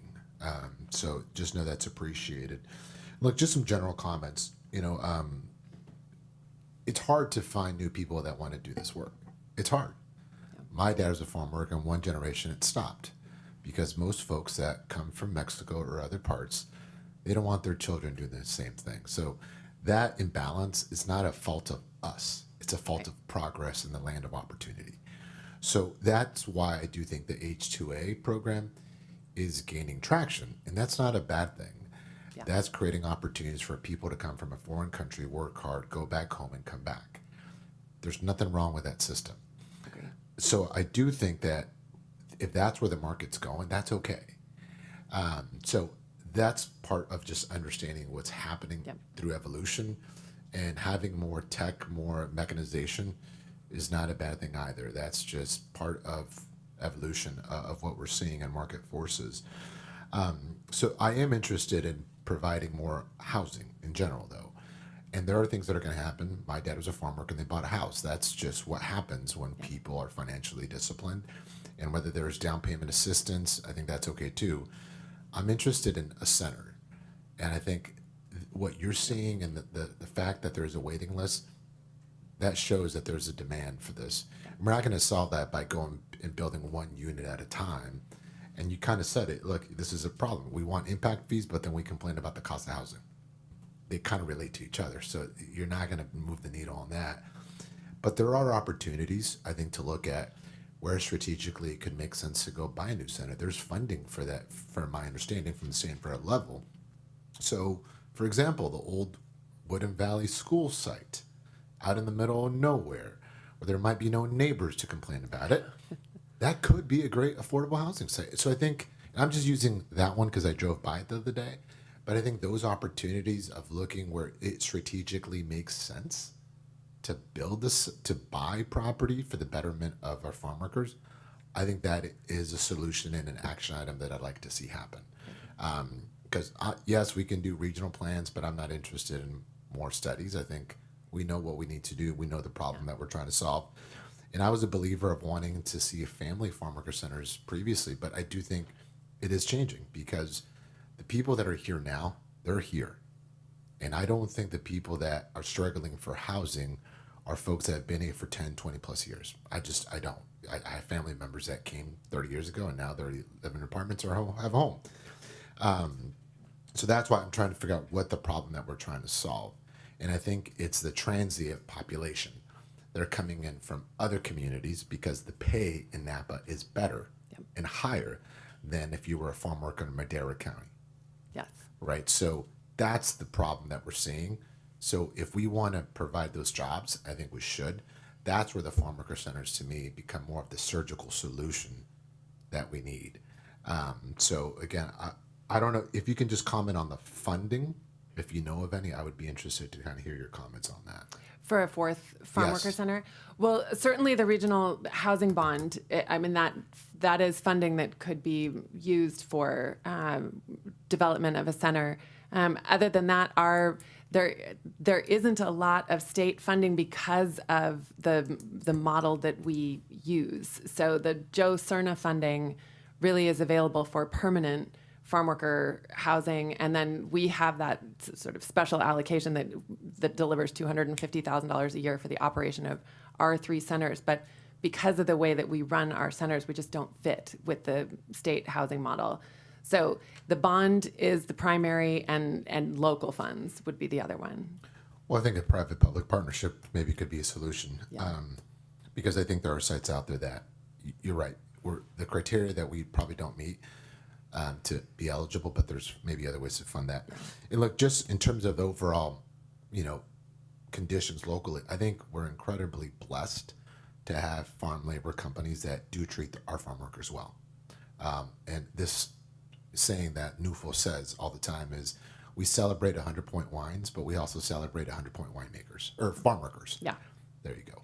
And I think that's true. It's not just a motto. It's something that I do believe they say and believe in and practice. And I'll say, with H2A, just to provide some context, the Department of Labor does come in and provide inspections. So the working conditions are much improved. And sometimes you hear those stories of people sleeping in their cars, right? Because they're working odd hours. My dad did that when they were going from day to night shift, right? That's just part of being in ag. It's not a daily thing. It just it's the nature of the work sometimes. Yeah. But I didn't want anyone to leave away with the impression that the working conditions are tough. They are improving. We always have room to improve on. But the fact of the matter is, I think Napa County should be proud of what we've done and the success stories we've had. Absolutely. But if there's more we can do on the housing side, I'm all in on that. I want to make sure that we're being surgical in how we spend our money to produce better outcomes. And your comments make me realize, just for the public, I'm pretty sure everybody here knows what H2A is, but for folks listening, that is a temporary visa program where individuals are able to come for 9 to 10 months out of the year. The employer provides from their point of departure at their home country all the way to their job site. They are transported here, and then the employer is required to provide their housing, their meals, and their transport to and from work. It's an enormous logistical challenge, and really it's the larger farm labor companies that are able to take advantage of that, and they're newly experimenting with how they do it. So it's a pretty adaptive learning process on their part. But we did hear 10 to 15% of the workforce of the larger employers right now is under H-2A. Over the next 5 years, they all said it will be a larger share. And that really, to your point, that because that program provides housing, it's baked into what the employer has to do. That's not a housing solution that we need to be looking to solve. So a lot of what we thought we heard in here is that there is sort of this bifurcation between what do we need to do for the annually and seasonally returning, some of whom are maintaining two households. They have a primary household somewhere in the Central Valley, and they're coming here for short-term work, and that's why they're double, triple, quadrupled up for the short term. So the farm worker centers are a great solution for that workforce because they're not looking for a single-family home here. They just need a nightly place that's safe to sleep in. It's the year-round workforce, the folks who do want to be here, and some of the younger workers who might want to be here but can't get their foot in the door getting into any kind of permanent housing, be that an apartment or home ownership, which would obviously be the ideal, but I think that ideal across the board right now is pretty challenging regardless of what industry you work in Napa. But just how do we help employers with that year-round workforce? Because that's where the real skill development, and that's what we were hearing from them, is they want to make sure that they have access to highly skilled, because you can continue to bring in a lower skilled workforce, but you still need that overlayer of highly skilled there. And I'll just wrap up my comments, Chair. On the H-2A, I do think it can creep over into creating a housing problem for us, Ms. Palmer, because those folks are going to go take housing units that will take it away from the market. Yep. So while they're solving the problem privately, it can still create the compaction issue. So that's why I do think working with them and understanding what their needs are, whether it's another farm worker center or them buying hotels or motels, I think all those options are on the table, and we should look into that. And then lastly, on anyone that wants to build an ADU or another dwelling unit for their farm workers, we should be getting the heck out of the way. So I know that's not you, Mr. Bordone is back there, but I can't understand why that would be an issue. And I know there's probably some stuff, but we should be streamlining that. And I mean streamlining like real streamlining, not, just saying it. So that's a conversation that we can have with the director of planning, but I think we should be doing that. So again, thank you for your presentation. Yeah. Thank you, Supervisor Pedroza. Supervisor Gregory, and then we'll go to Supervisor Ramos. Thank you. I echo the kind words for you and your team. Very good job. And I want to also echo something Supervisor Pedroza brought up on goal number 9, which is to create the housing action plan. Mm-hmm. I really think we need to do some work on site studies. In years past, there was a lot of energy around creating a new center that turned out to be a site in the wrong place. I think a result of this should be new energy around finding that home for another center or 2 or 3, however many we need, and knowing what sites are suitable and appropriate for that. I think is super important to guide that energy. And so I'd just like that to be in future, language, that be a part of that housing action plan as a site study evaluation. Let's figure out which properties out there are good for this, and then we can share that with the world that's interested in bringing them on board. Great. So thank you. Yeah. Thank you, Supervisor Gregory. Supervisor Ramos. Thank you so much. A couple of thoughts, just to echo. I absolutely agree. We need to start looking at site specific of what capacity we have. But I'm going to try. I'm going to try my best to go through. I think I was writing these down as you were saying it. So, in terms of access to housing, I saw that you mentioned in the study financial literacy, but I'm actually curious about actual literacy and how that affects housing access, because I think one of the things, aside from connectivity to broadband, when we look at people in multi-generational homes, I want to believe probably some of the school-age kids are helping mom and dad 100%. With some of this access. Yes. I was one of those kids. And so I think it's really important that we look at literacy as a baseline to accessing broadband information and also financial literacy. Just because someone is able to maneuver the system doesn't mean it's actually them maneuvering the system.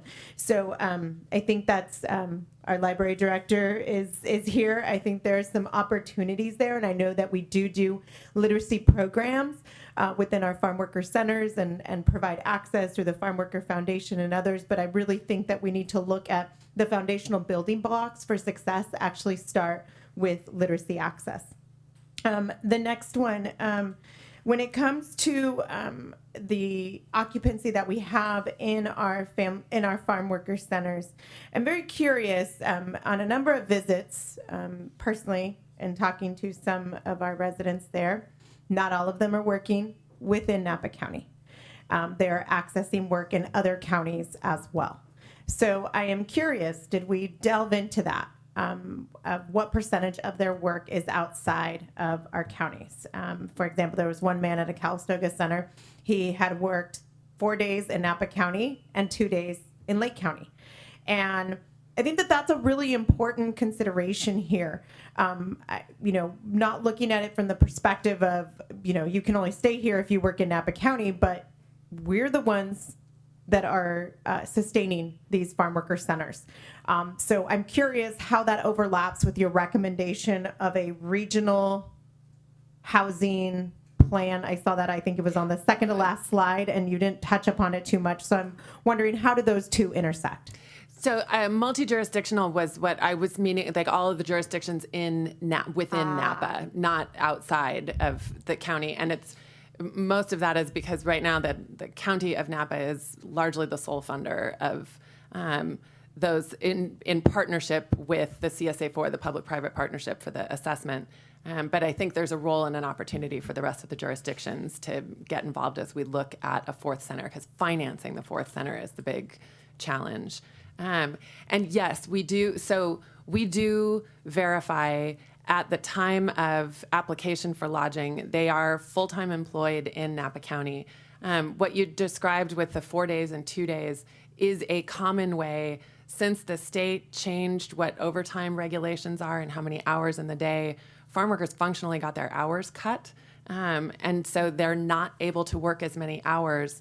And many are picking up a second job, so 4 days here, 2 days. And the vast majority are within the county envelope, but sometimes a single farm labor contractor might have one person scheduled and a crew here, and then a different farm labor contractor who also primarily works in Napa might also have an account or two over in Lake County. And so that's likely what that is. But we do validate for sure they are full-time employed in Napa County. So if they also have a side job, we're not really tracking where that side job is or restricting where that side job can be. I'm not interested in it from a restricting perspective, but I think it's important for us to understand where that work is coming from.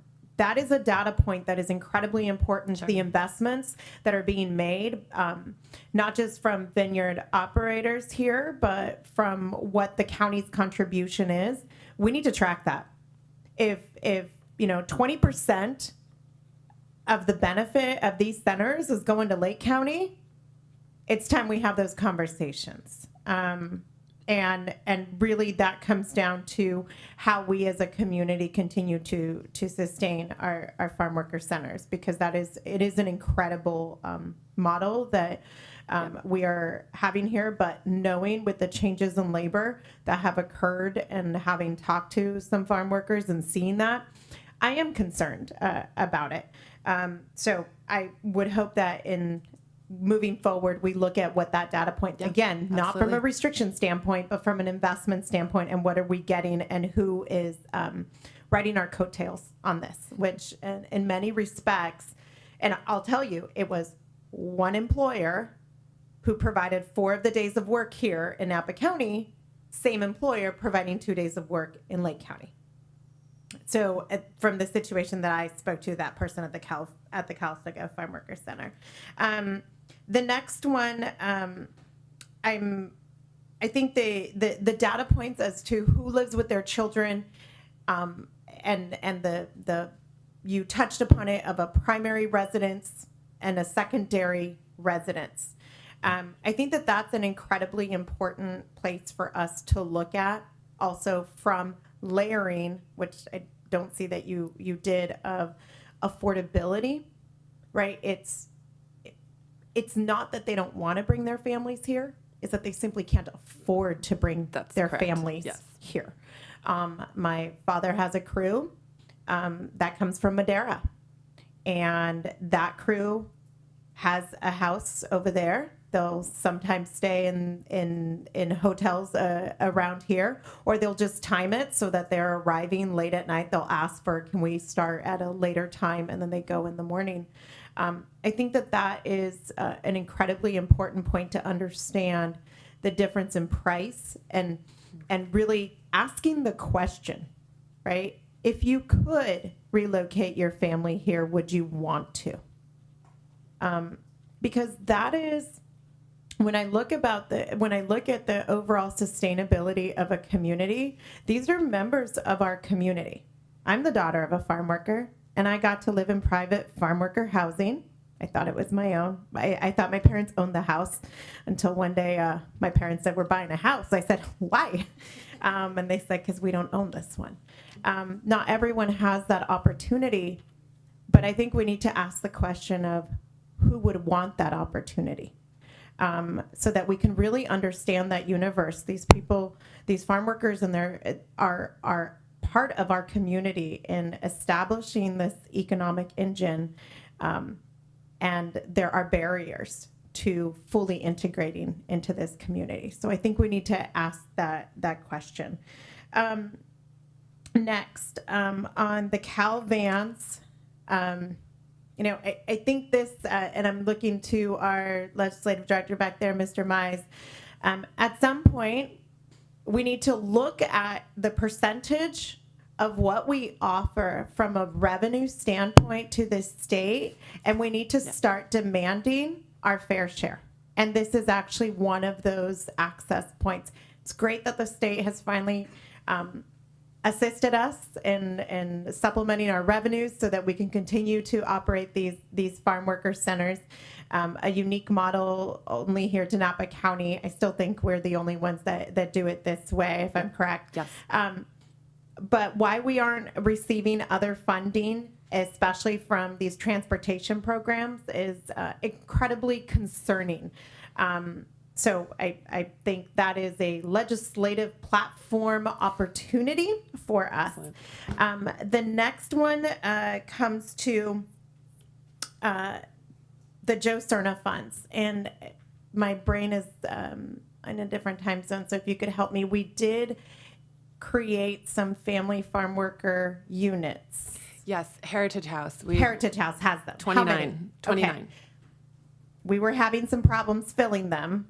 How are we doing there? So there still is a challenge filling them, and this is where that sort of coordinated entry-like system really comes into play, that the affordable housing developers have a hard time accessing this population. This is not a skill that they have, and those applications have to be filled out on site, in person, during the middle of the workday when the affordable housing developer is open. So figuring out how we bridge that gap is a big part of what we heard in this study. So they're getting there, and our team is closely working. It's Burbank Housing that's doing that. So for those units in particular, they're connected in with the Farm Worker Foundation. They're connected in with Puertas. We are doing all of that. It's just right now, it's a lot of little providers that are reaching out through all of their various networks. It's not very efficient, and it's not necessarily it's just still a first come, first serve. So not necessarily ensuring that the folks who are accessing those units are farm workers working in Napa County. So all of those little things, for all the exact same reasons that we develop a coordinated entry system on the homeless services side, having some level of support that is akin to that for farm workers to make it easy. The fact that any unit sits empty that is set aside for farm workers is crazy in this community, but it happens, And not because there isn't a match, it's just because the match is really invisible to both sides right now.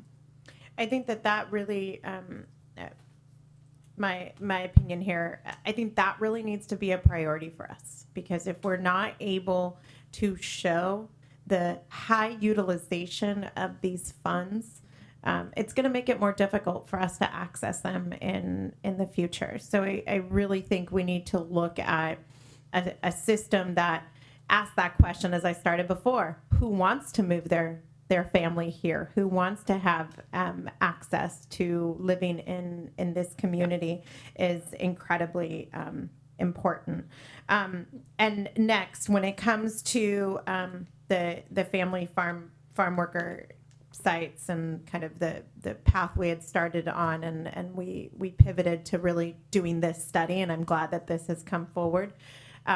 Even with the additional traction of the H-2A process, we still have opportunities for investments in farm worker housing sites in the right places because of the overcrowding that we have. And we know that we have that overcrowding. So I wouldn't like us to abandon the thought of a family farm worker housing center. I think we need to look at our existing sites and their capacity to increase. And I know we work on, I believe it's an 11-month schedule, Yep. right? Yes. I had a great opportunity when I was in Vienna to speak with Assemblymember Rambola, who does a lot of legislative work in farm worker centers, and expressed interest in coming here and having a discussion about changes to that in light of the changes to the H-2A process. So I think we need to look at more globally from this information what models would suit us better, and knowing that people aren't staying for just 11 months. We really need to be able to advocate at a larger level for those legislative changes that are going to enable a greater stability within our housing system. And the last one I would say is, from this, I hope that what we look at is, when we look at these farm worker centers of single occupancy, male single occupancy, I didn't see anything about the female farm worker in here specifically, which is its own. There is, so we, about 20% of the workforce overall is female. And what we heard is no major distinction between what they're looking for and what the men are looking for, that it's primarily families. So we heard resoundingly that they have children, they want to be able to live with their children, they would like to be able to live in Napa if possible. But it's just a very small percentage of the workforce overall that is trying to not live with their children. They're managing 2 households, or they're living here full time. I think we need to look at when you look at navigation, I think we also need to look at progression and what this looks like from housing. You know, does it start at single occupancy? Does it start with shared highly impacted share occupancy, and then move to the farm worker family model? And we need to scope that. I think we need to look at what that housing journey looks like and how we are going to create capacity, not just looking at how do we find someone a bed. Yeah. It needs to be, what does this journey look like for the farm worker? And actually that sort of knits together something that Supervisor Pedroza said as well about the role and potential of things like hotels and motels. A master leasing situation where one entity leases the entirety, and then there are individual leases with all of the residents. That is another kind of strategy, and that can help get around that idea that you don't have any rental history. So when you talk about flow, creating some sort of entry level where you're demonstrating that you've paid the rent every time, you've been a great returning tenant, that gets you access to then be applying for permanent housing down the road. So that too is an opportunity. Thank you. Thank you, Supervisor Ramos.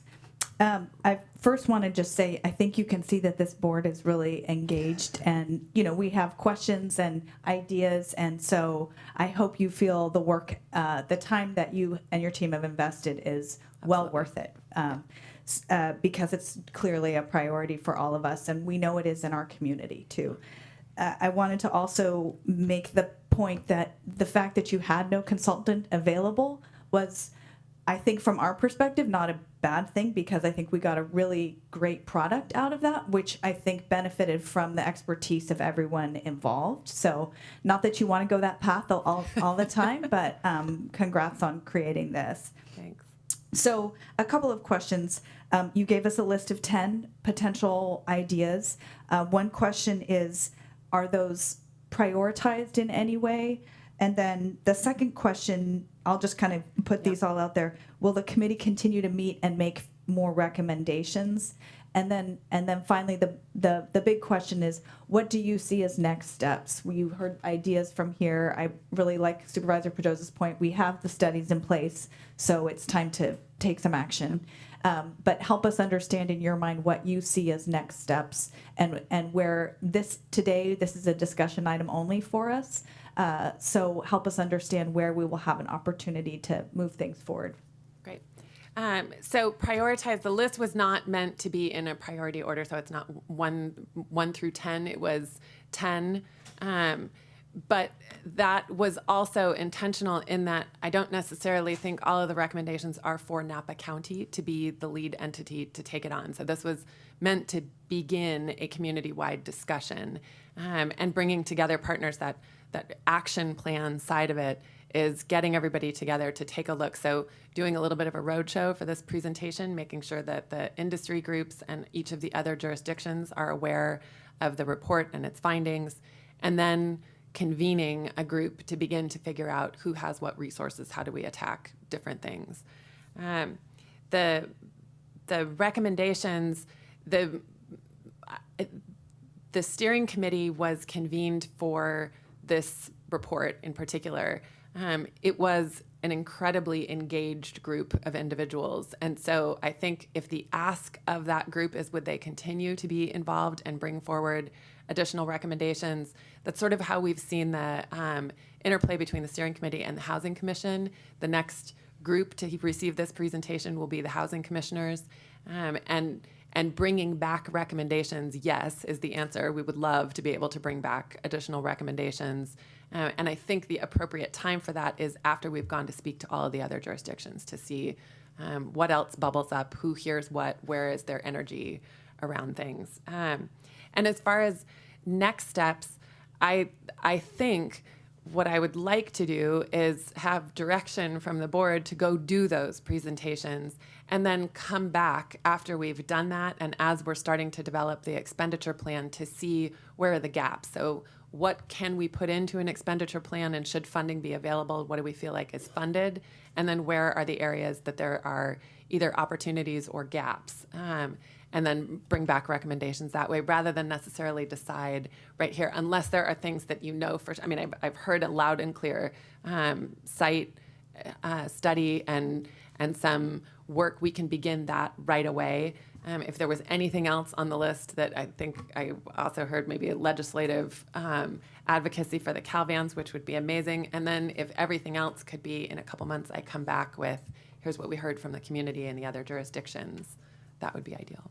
Okay, great. And I see in a moment Supervisor Pedrosa has a follow-up question as well. So I think one thing I wanted to call out on number 9, the multi-jurisdiction farm worker housing action plan, and you pointed out that the BAFA funds would help us execute on a lot of that planning. I also think it's important, and I think you've already touched on this, to understand that we have partners in the private sector, whether it's employers who are working with the H-2A program, who are looking for solutions themselves. And as I think Supervisor Pedrosa pointed out, that can put other strains on our housing market. How do we acknowledge that that's happening and kind of build it into the big plan? So making sure that we have private partners at the table as well. And then just a final thought on the CalVans idea.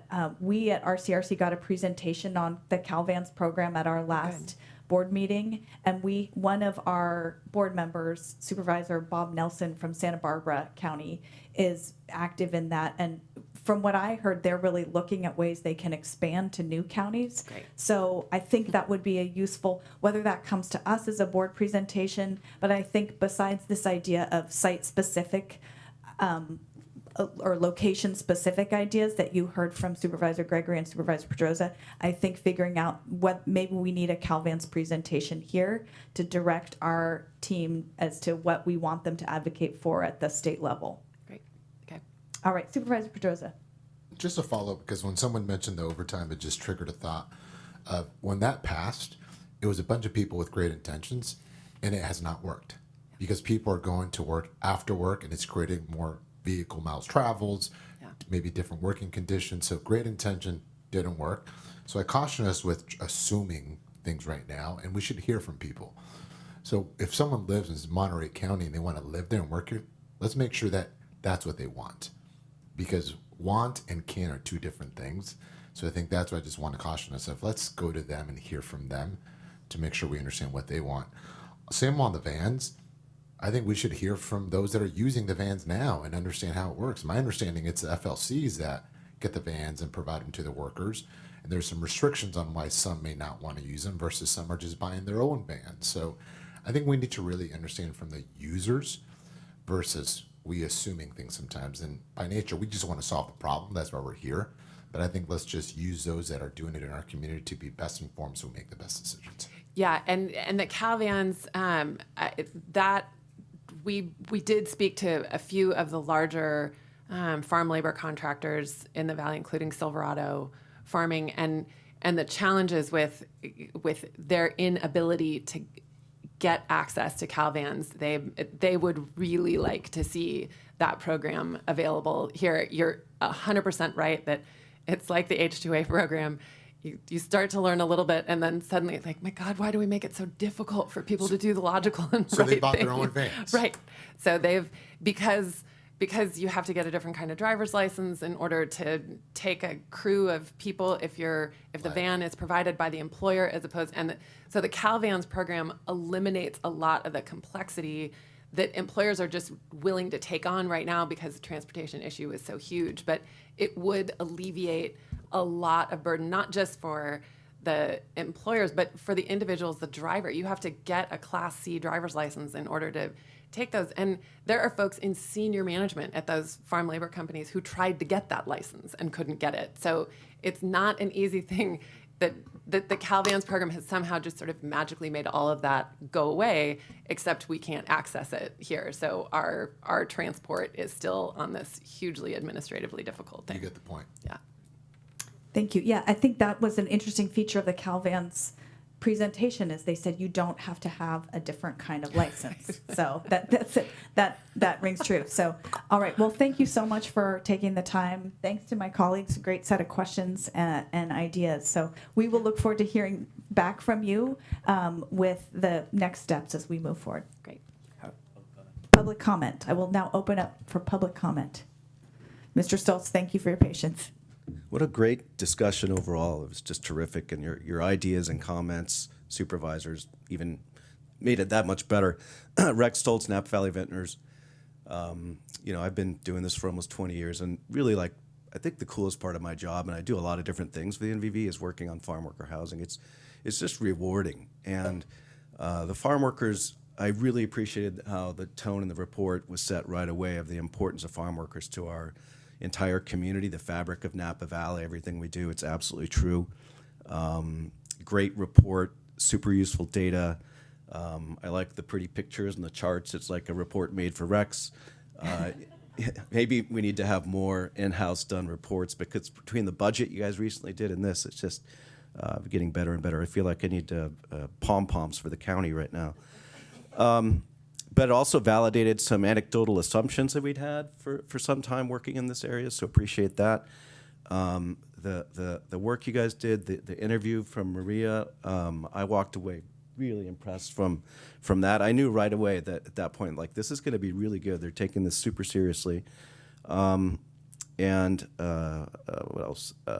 the opportunities for collective action at the end, and some I think were more practical than others. Some were more easily accomplishable or attainable than others, but all were good ideas. And as always, you can count on the Napa Valley Ventnors' support.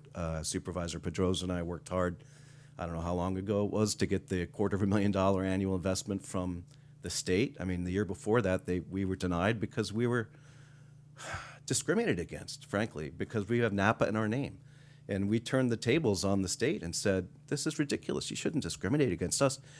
Every other community that's doing this should be looking and seeing what we're doing here, where farm workers have skin in the game, industry has skin in the game, local government has skin in the game. We should be the shining example and not be discriminated against in order to get state investment. And so that worked. Maybe there's more opportunities to do that as we go forward. So once again, just thank you for all the great work, and love to continue to be a partner in this as we go forward. Thanks, Rex. Anyone else? Good morning, Judy. Hi, Judy Myers, member of the Napa Housing Commission, and that was a terrific report.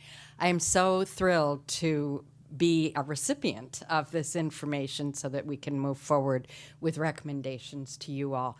I think it's also very important to mention that this actually was a 2018 grand jury recommendation. So it's just another feather in Napa County's cap that citizens can come to their county and say, we need to look into something, and we think there is a real need. And the county has responded, and responded in a terrific way that I think will lead to much more action. And I also want to say that with this in hand, the supervisors now have 3 great pieces of data in hand for when hopefully the Bay Area Housing General Obligation Bond passes in November. The county has to be in a position to really move forward quickly to be able to access the funding. And with the 3, the Gen H housing needs assessment with the original housing elements, and now with this in hand, I think the county really does have a great deal to show for itself on why it should be able to access the funding. So thank you to everyone, and especially to you, Jen. Thank you. Thanks, Judy. Good morning, everybody. My name is Maria Membrilla, and I was a part of the project team for this assessment. I would like to highlight a few things that I feel like are really important. First and foremost, thank you for the opportunity of being a part of this project. I recently graduated with a master's in urban and public affairs from USF. I already spoke about this in the previous meeting, so I won't dive deep into me, but I want to prioritize farm workers in general.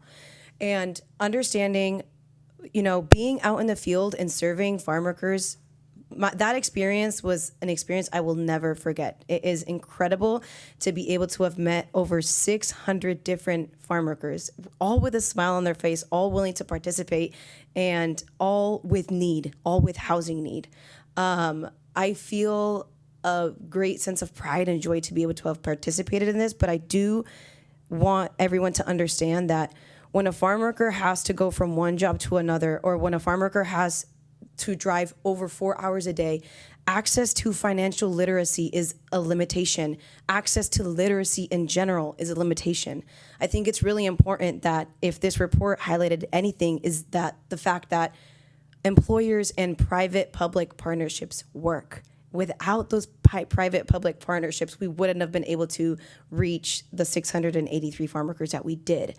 And so if we are going to push for improved Wi-Fi access and improved financial literacy service and improved housing navigation access, it has to be done through public-private partnerships where employers can take or donate or work with the Board of Supervisors to figure out a way to donate a little bit of time so individuals can come to job sites and the field and provide those resources and engage farm workers in those education programs, as well as the farm worker housing units.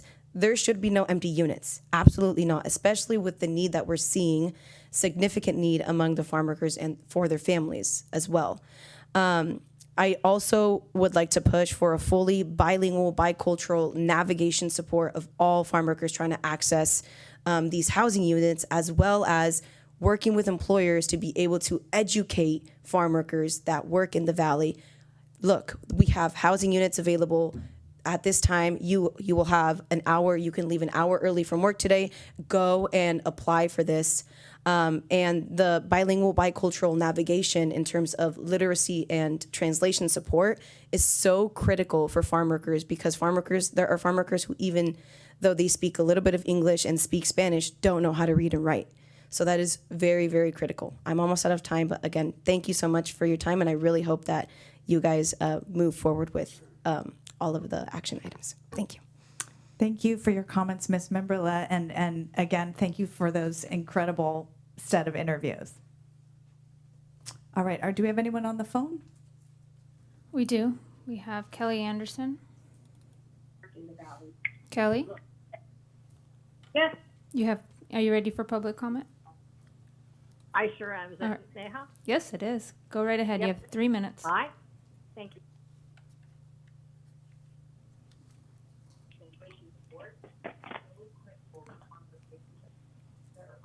Kelly, did you disappear? Yeah. No, I'm right here. Yeah, go ahead. If you want to I'm talk here. to the board, you can now. Okay. Good morning, Supervisors. Kelly Anderson from Angwin. Can you hear me? Barely hear you. Can you speak louder? Okay. Supervisors, it's Kelly Anderson from Angwin. Can you hear me? Yes, go ahead, Kelly. Okay.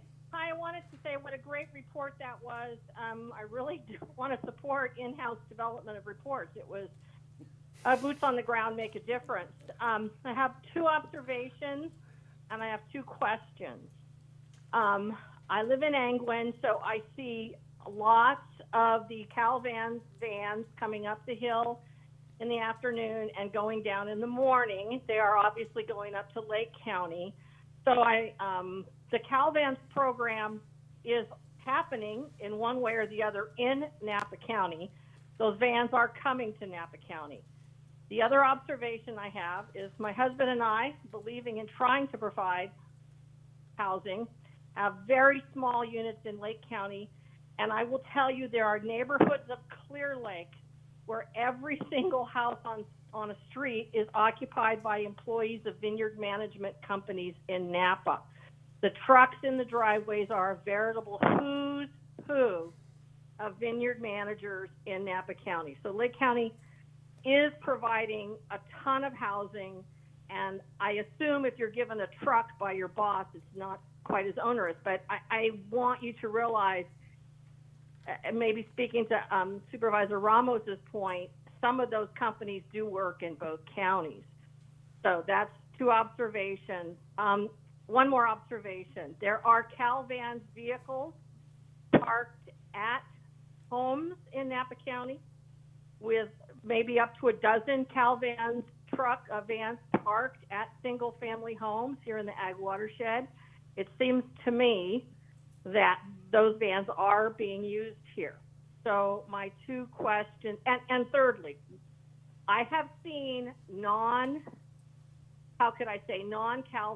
vans coming up this hill in the afternoon, and it looks like living hell. You see the water jugs on the back. They're beat up, they're dusty, and you can only imagine what it's like to be inside of there. And I will recount a van coming down Oakville Grade a couple of years ago in the dark, early in the morning. I can assume they were picking, and the van crashed, and a young girl that was 16 years old was killed in the van. So we're talking about human health and safety here, to have registered, licensed, safe vans. So question is, could you clarify the comment that the Calvans program is not here in Napa County, because it appears to be, and then policy going forward related to H-2A visa sites, housing sites? I am very familiar with the Santa Barbara issues, particularly in the Santa Maria area. So tell me this, are we looking in our general plan for locations where H-2A visa housing would be appropriate, particularly since the number of people in those units really requires to have a hook up to a public sewer system and not be on a septic system. I'm seeing that in one Okay, location Kelly, here. you're over where I your believe time, so I probably- think we understand your 2 questions. So Okay. thank you. Thanks, Ann. Thanks, Ann. So I'll take the 2 questions. Clarifying the Cal vans that are here. Yes, there are Cal vans that are bringing folks into Napa County. It means that their employer of record is out of Napa County. So you can have an employer of record in Modesto who is bringing workers to Napa County and they can access the van. But what it means is companies like Silverado Farming are not able to access the van. So yes, there are Cal vans that are coming into Napa County and they're seen here, but there's a difference between it being a Napa program and those vans coming from out of county. And then the H-2A visa sites, like the Cal Vans program, I don't in any way want to represent myself as an expert on the H-2A visa program, but those housing sites are not regulated by Napa County. They are regulated by the federal program. So they might be individual homes, they might be a series of apartments, there's any number of configurations, and they do have really specific requirements about how much individual square footage per person has to be available, the cooking space that has to be available, the transportation, and you're not even approved to bring workers over until you've already demonstrated that you're providing all of that. So, but it is not Napa County that regulates that in any way. Great.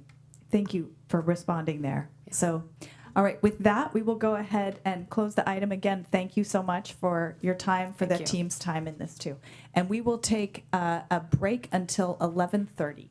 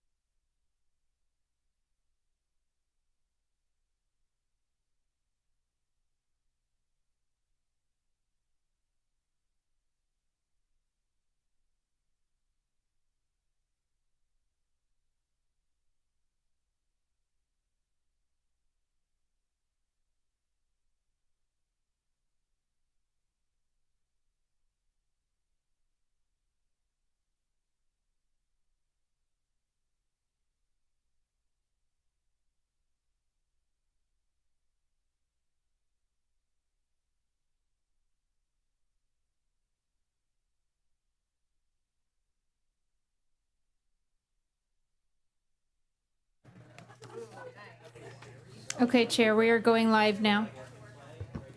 Thank you. We are back for our board meeting agenda, working our way through here. We are going to do a slight shuffle in the plan. We will first take item 13B out of sync, and then we will return for the broadband item. So here we are, 13B, a public hearing for the fire capital facilities fees. Good morning, Supervisors. I am Becky Craig with the CEO's office, and I am here to introduce Chief Bellier with the American Canyon Fire Protection District. Thank you. Thank you, Ms. Craig, and good morning, Vice Chair and members of the board. You may recall in January of 2023, the board adopted a resolution on behalf of the American Canyon Fire Protection District authorizing a fire capitals facilities fee for the unincorporated areas of Napa County that the Fire Protection District serves.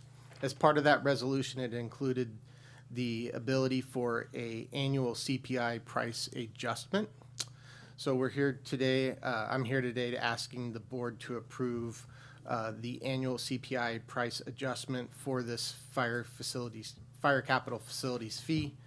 It was based off the annual CPI for the San Francisco Bay Area.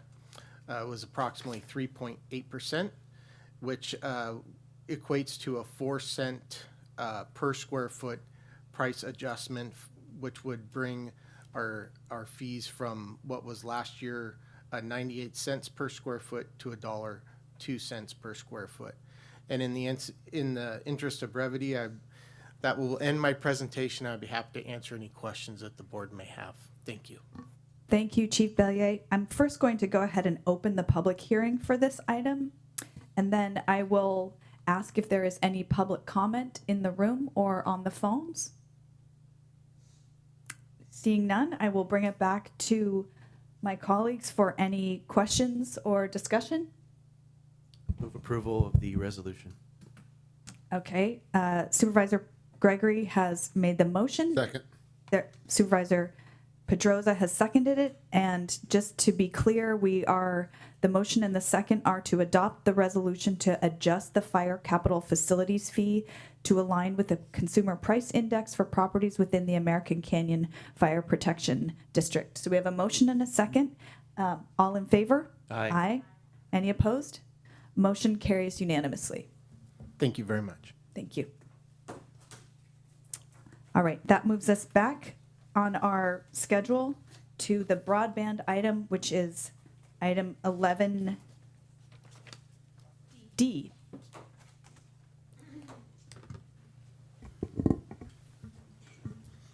Good morning, Mr. Gjesvestang. Still morning, yes. Good morning, Vice Chair Cottrell. I'm Jan Yesvang, and I'm the Chief Information Officer for Napa County Information Technology Services, or ITS. And with me is Mark Revis, who is our dedicated Napa County Broadband Project Manager, and he's also with ITS. We make up part of the Napa County Broadband team.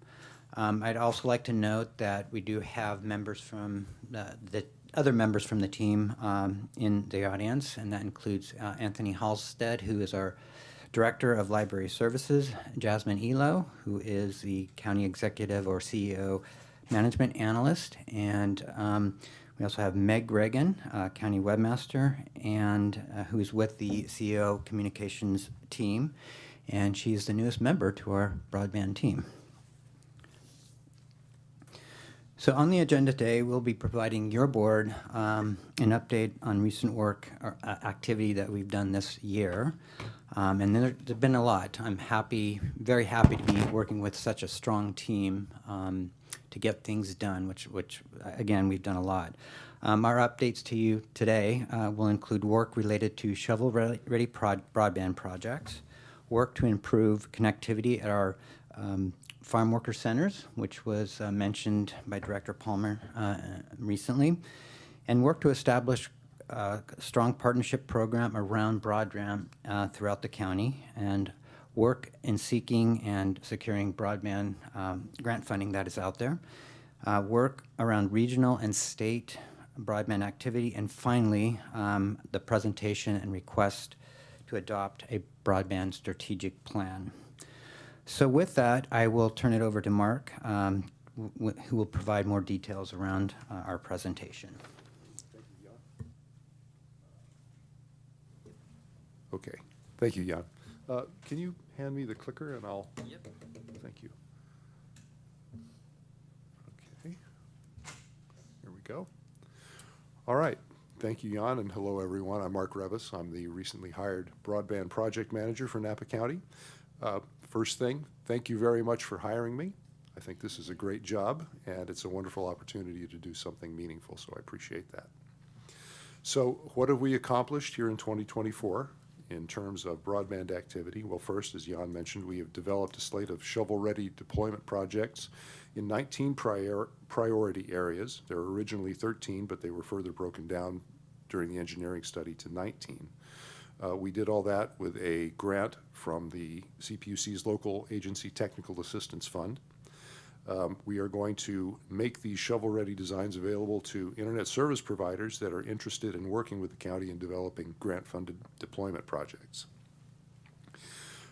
It was already mentioned that we've initiated a project to improve internet access for Farm Worker Center residents.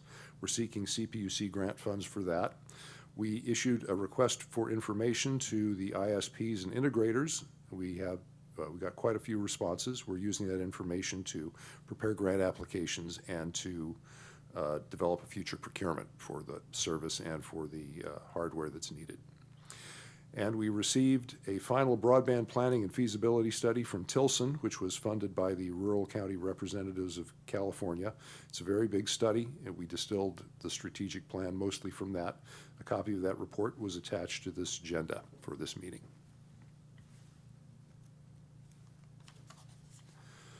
So we are big on partnerships in our program. We are working with local ISPs to collaborate on deployment projects for future grant funding. We currently have a MOU with Comcast, and we're working on another with Valley Internet, a local ISP out of Fairfield. But we're open to cooperate with any ISP that wants to work with us. Those designs will be put on our website for people to look at and pick apart if they want to, but I think they're very well done. They're a bill of materials, budget, and a detailed design. So as far as partnerships go, we want to engage the community as much as possible to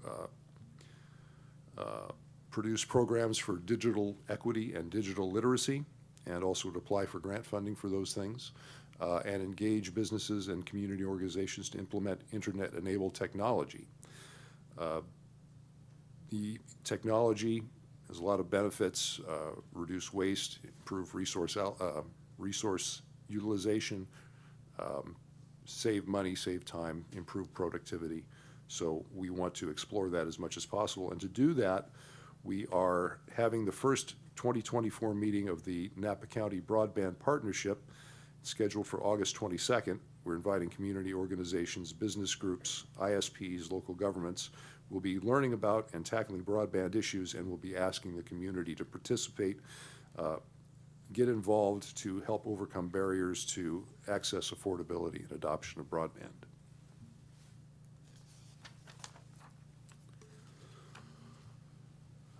We've met with Planning, Building, and Environmental Services and Public Works to talk about impacts of broadband construction. CPUC is starting to announce the awardees for grant money for deployment projects. So far, they've announced projects in 11 counties.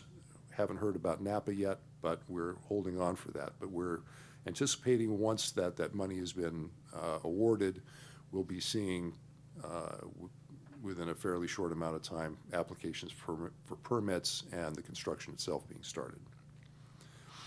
So we are also a member of the North Bay North Coast Broadband Consortium, of which Supervisor Cottrell is a member of our oversight committee, along with supervisors from the other 3 counties, Mendocino, Sonoma, and Marin, that are part of the consortium.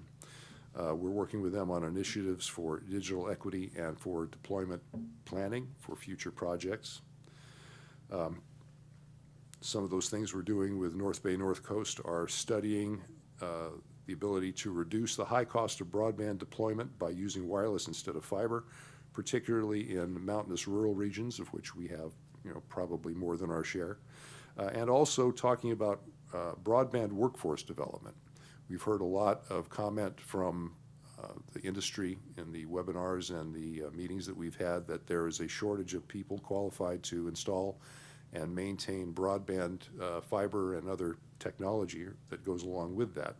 So we would like to see some of these high-paying jobs come to Napa County. So there's also new grant money becoming available due to some legislation that just recently passed. So we want to work with local educational institutions to see if there's anything that can be done to get some of that training and get some of those high-paying jobs.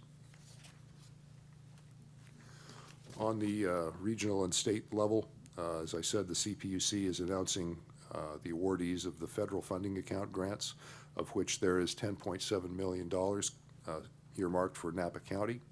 We have not heard Napa County's awardees yet. It'll be either Comcast or AT&T. They're the two that provided grant applications for that. CPUC has also announced the start of another grant program, the Broadband Equity Access and Deployment Program, or also known as the BEAD program, of which statewide there's $1.93 billion coming, $1.86 billion for deployment projects plus $70 million for digital equity programs. Right now, there is what they call the challenge process going on, the BEAD challenge process, which is an effort to vet the data that the CPUC is going to use in making these funding decisions. We've done some public outreach around that. I want to thank Holly Dawson and her team for assisting us with that. But we've got the word out. There is an opportunity for the public to make their comments and to actually do some testing of their own internet service to make sure it's living up to expectations. We expect that much of it will not. So we're hoping to get input from the public on that. And there's a whole process, which if you go to our broadband webpage, you should see some information on. The window for applications for this BEAD program is later this year, probably late in the year or early in 2025. And there is $17,000 available through the North Bay North Coast Consortium for digital equity programs, and we're getting prepared to utilize that money here shortly.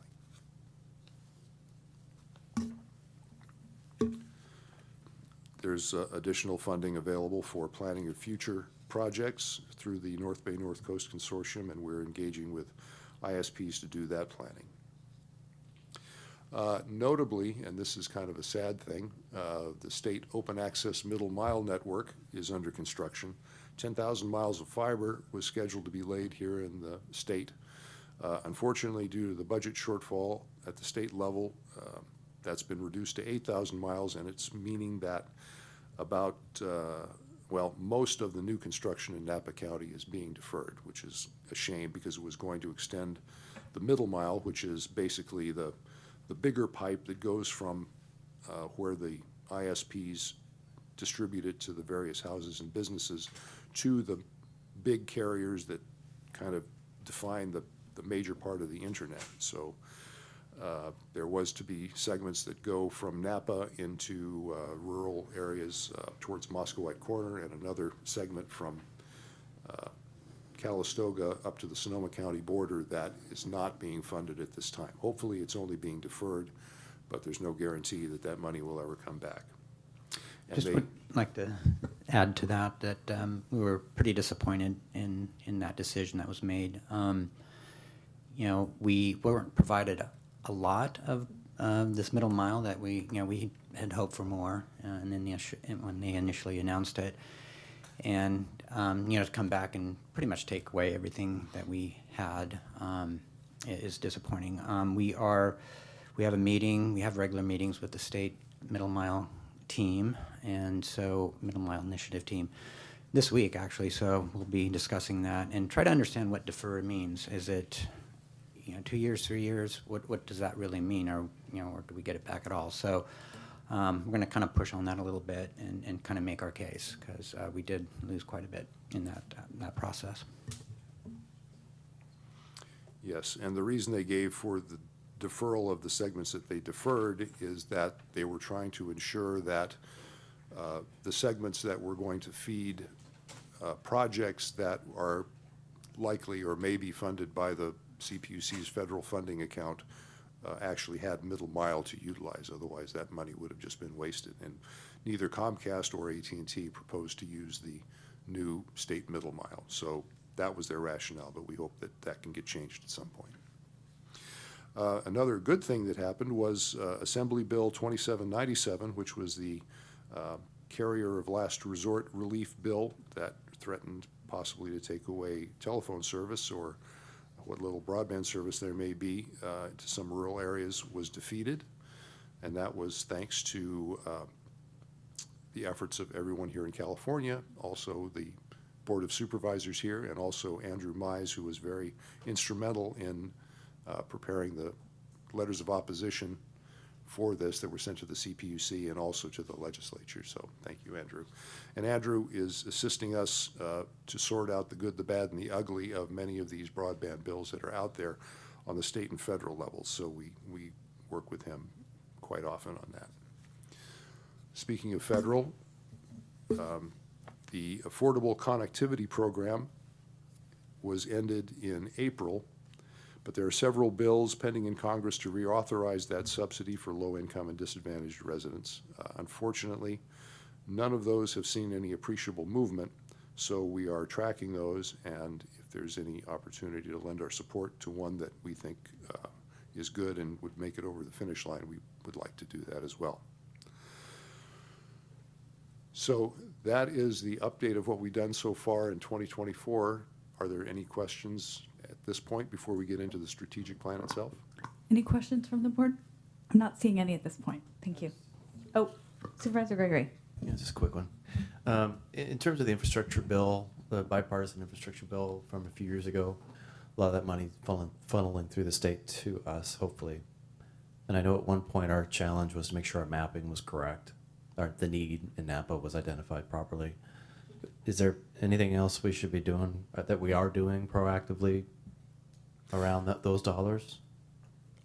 Well, yes, we are. And it might have been built into here and it wasn't parsed out that way. Yeah, sorry, it may not have been clear, but yes, we are engaging with the internet service providers to get them to apply for that funding. Some of them did, as we said, AT&T did some, Comcast did some. We did have a partnership agreement with Comcast to work in a priority area that we had defined.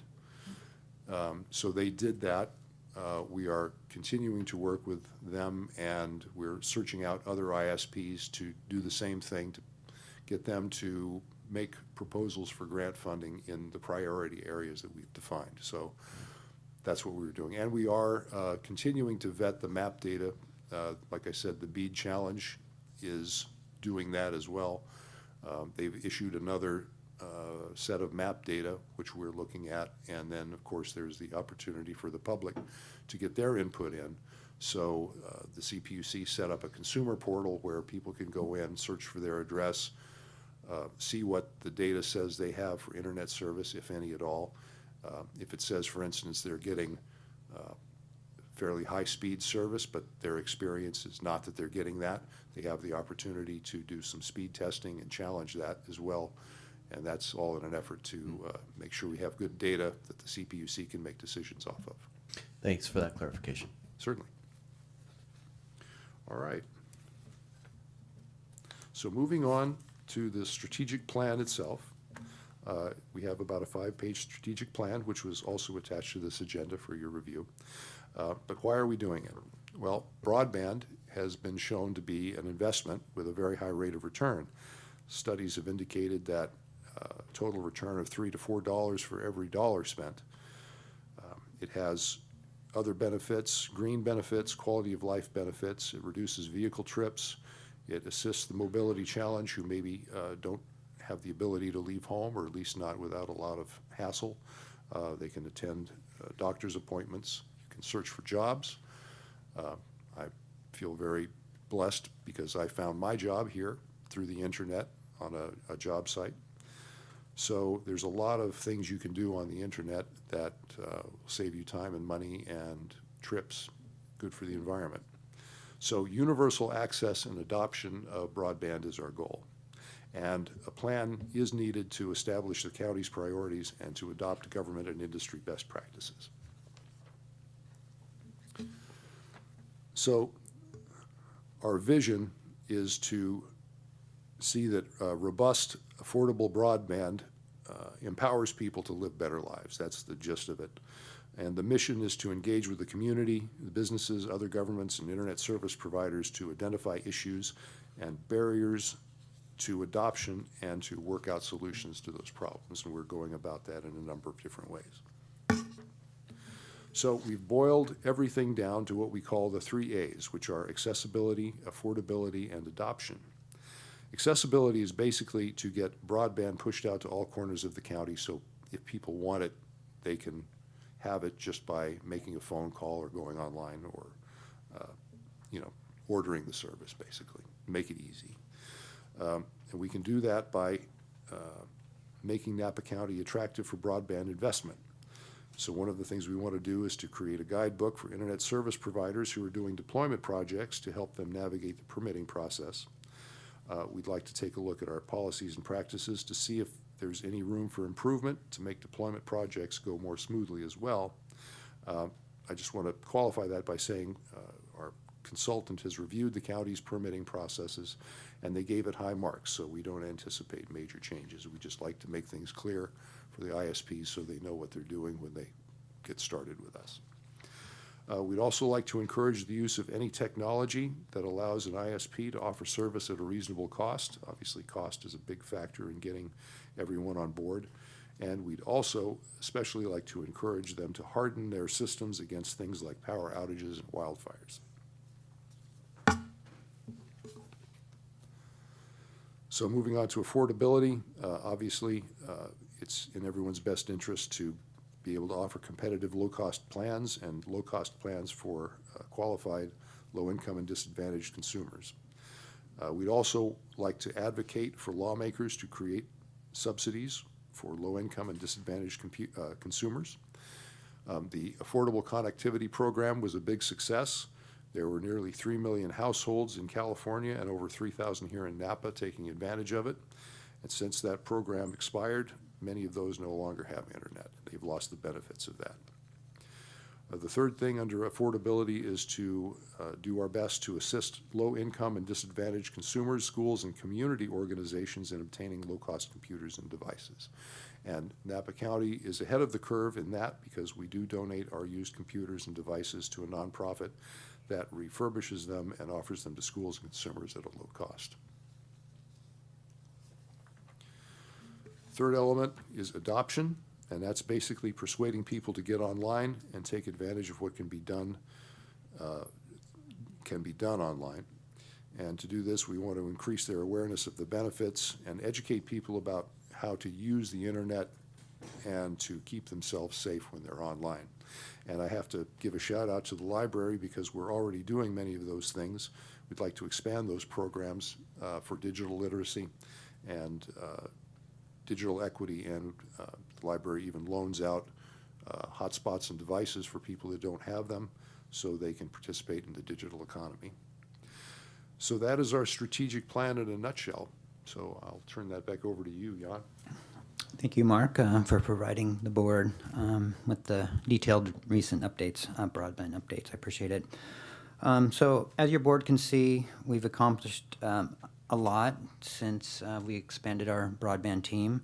Going back to shovel-ready projects in our broadband priority areas that Mark mentioned, a broadband strategic plan to help us navigate, the broadband challenges that will be ahead of us, and to take advantage of any of the, grant funding that's out there. Digital access and adoption planning and execution is a big part of the work that we do, and then we will continue to work with ISPs on future shovel-ready projects as they come up.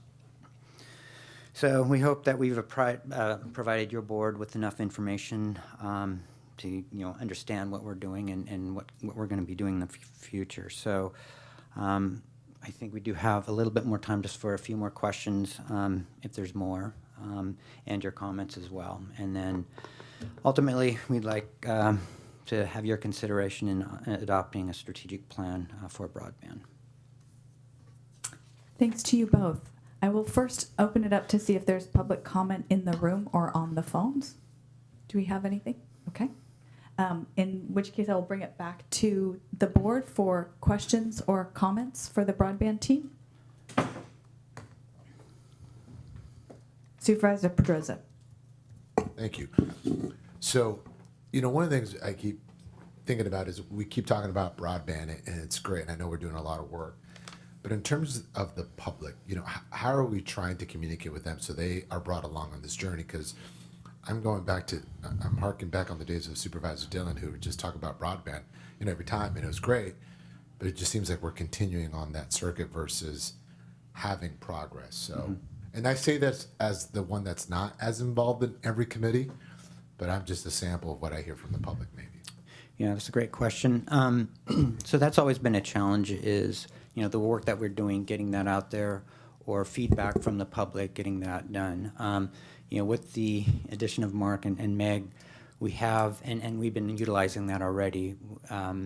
We are doing outreach. We're doing partnerships with other community partners, and it's them helping us get the word out. It's not just the county, but working with our partners to understand what we're doing, and then providing that they can get that word out to the community members that they serve, but also getting feedback from them as well, from those members that they serve. So that's a big part of what we're doing. That we haven't been doing that before because we just didn't have the bandwidth, but we do now, and so that's going to be a big part of that. So we do have on August 22nd a community partnership meeting. It's a half-a-day meeting where we bring in our partners and talk about what we're doing, and trying to form, and part of that meeting has been trying to form these working groups around different subjects or topics around broadband. So we're going to get more community involvement in that way and understanding of what this means, and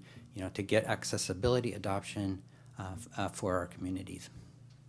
No, and I appreciate that, and I'm just impatient in every planning scenario, right? If you're Right. at MTC, you hear me say the same thing, is I think people want wins, right? And sometimes it's quick wins, but I think when we keep talking about it, I think people lose interest. And I said the same with the farm worker housing. We can keep doing studies. We know the problem, right? So I would just caution us with this here too, is what are those outcomes that we're trying to achieve in a meaningful way where people can relate, versus just talking about broadband, because I think we're teetering with that tipping point of where folks are going to start tuning out, no pun intended. But I just do see that being an issue. Thank you. But thank you for all the work that you all are doing. So. Thank you, Supervisor. Are there other questions or comments? CEO. Thank you, Madam Chairwoman. Speaking of deliverables, we just heard a presentation on, I'm going to put you on the spot, Jan, sorry, but I think it's an important conversation. Just heard a presentation where Wi-Fi access was identified as an important thing for our farm working community, and we talked about the lack of our farm worker centers not being wired. My question is really, I think it would be helpful for the board to understand why our farm worker centers are not currently Wi-Fi accessible easily for the folks that are living there. I think it would be helpful in understanding what does that cost to do that, and what's our plan. I saw something that talked about the CPUC, and I'm assuming it might be the BEAD or the program funds that we might be going after, which might be a good fit there. How feasible is getting that accomplished quickly?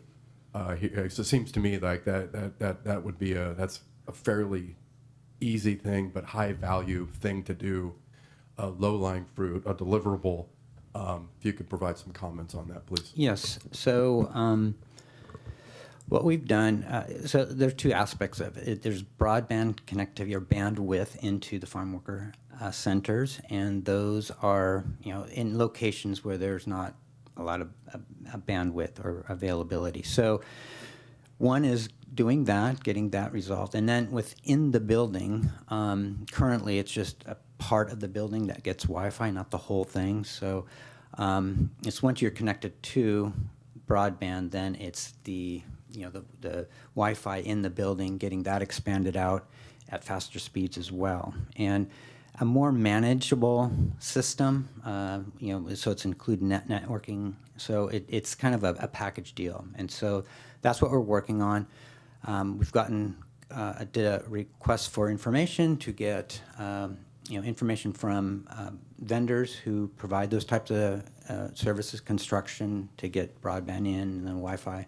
So we have those quotes, and using that money, we have an idea what it's going to cost, and then eventually we will go out to an RFP to get a select vendor, and then we will apply for it's a California Advanced Services Fund grant funding from the CPUC that we'd use for that. And so, that we would like to see something, I don't know if we could do it at the end of the, sometime at the end of the year, do that application, because that's the next round of application for that particular grant fund. So I feel we're making good progress in addressing that. The other thing, Mark did mention the federal funding account. We're looking at, Napa County has been parsed out to get $10.7 million for that. And so at some point, one of the vendors will, ISP, Internet Service Providers, will get that. So that would be another aspect to broadband that we are going to do in laying fiber. So that should be, we should know pretty soon, and then from that point on, we can start doing that construction. Yeah, can I elaborate a little bit? Yes, please. Excuse me, yes. We did do the RFI, so we have budget numbers for, there's actually two pieces, as Jan was saying. There's the last mile, which is bringing the broadband to the building, and then the installation of all the access points and whatnot that actually enable the Wi-Fi. So we have numbers. We need to put those into a grant application, which January 1st, 2025 is the next deadline. So we plan to get an RFP together, get that application together, and submit those. So we're hoping to probably start the actual work of getting all this done sometime mid-2025, which would be around the time when we could expect an announcement of the grant funding awards. And I don't quote me on this, but I think that this particular account, it's called the Advanced Services Fund Public Housing Account, is a little bit underutilized. So I have high hopes that we'll get an award on the first try. Thank you. And I have some comments, but I know you had a follow-up. Just a follow-up question. I'm a novice at this. So like our farm worker centers, there's a provider there providing some type of internet connectivity, correct? So what we heard today is that that whatever connectivity is there now is not sufficient to provide Wi-Fi service. Correct. Yeah, it's a broadband bandwidth. It's not, you got a smaller pipe. And then it's just the coverage of Wi-Fi in the building. It's just not sufficient for the amount of people. I'd love to know who that provider is, because I think there's an opportunity to work with that provider. And I think Supervisor Ramos knows we have a colleague in Monterey County that, worked very closely with a provider, and sometimes it might have been forced through some posting, but I think there's a way to work with those providers around. I know they would want to do the right thing by connectivity to our farm worker centers. And we do have close relationships with the local internet service provider and one of the national ones. So we are pushing them, definitely. We can talk after, and I think some friendly Yeah. emails might be a positive thing too. Thank you. Yeah, thank you. Thank you for that follow-up. And yeah, I think looking at Monterey County is a great example of some effectiveness there. Thank you for the presentation, and I just wanted to put a shout out for that. I think the fact that the county is part of this 4-county consortium has been a good source of education. We're learning about what other folks are doing, and we've got a little bit louder voice working together, the 4 of us. So I think that's helpful.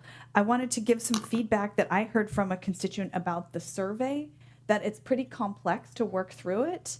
And I'm going to suggest that we put together some kind of, I don't know, and Ms. Dawson, I'm looking at your team that, I don't know if it's a 30-second video that could help people, because I think it's it's daunting, and I'm concerned that we're just not going to get people to follow it all the way through. So that's a comment. And then, so question is, how long will we have the ability to file responses to that? Or will community members? It's closing August 6th.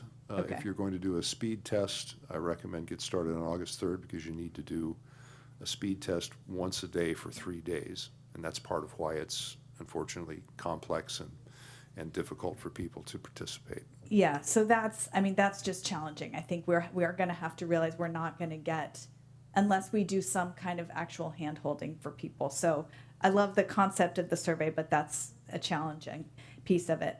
On the strategic plan itself, I had a couple of comments. I'm glad to see that digital literacy is a part of it, because we know we're learning right now that that, as you mentioned, it's important that we stay safe online too, but just understanding how we as residents interact with the internet. I really want to see that as a component of what we do. We want to roll out something that's available and also help people access the positive pieces of it.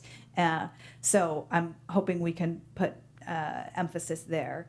And then I know you guys met recently with the leader of the Community Leaders Coalition. I think that's a great example of outreach and connecting with community-based organizations.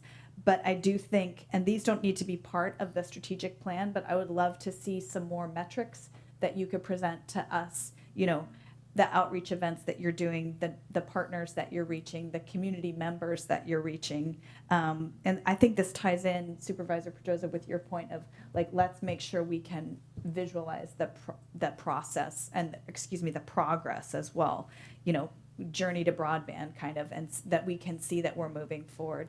So, and I also hear what you're saying, that a lot of things are in process, you know, RFPs will be rolled out, but it would be helpful almost to have some timelines attached to those things. And we know things shift, but at least we can look at that stuff and say, okay, here's where we are in that FFA stuff. Here's where we are in the last mile, you know, things like that. So those are some comments for now. Are there other comments from the board? If, I think we already asked for public comment, so we're good there. So unless there are other comments, I will clarify the motion, which is to authorize and approve the strategic plan for broadband in Napa County. So moved. Is there a second? A motion by Supervisor Gregory, a second by Supervisor Ramos. All in favor? Aye. Motion passes unanimously. Thank you both very much. Thank you. Thank you. So at this point, we will move to item number 14, and then we will return to the rest of the items after that. Item number 14 is a closed session conference with legal counsel, existing litigation under Government Code Section 54956.9D1. The name of the case is Hopkins et al. V. County of Napa et al. U.S. District Court ND case number, NDCal case number 322 CV 04644 JSC. We will now break for our closed session, and we'll return at 1:30.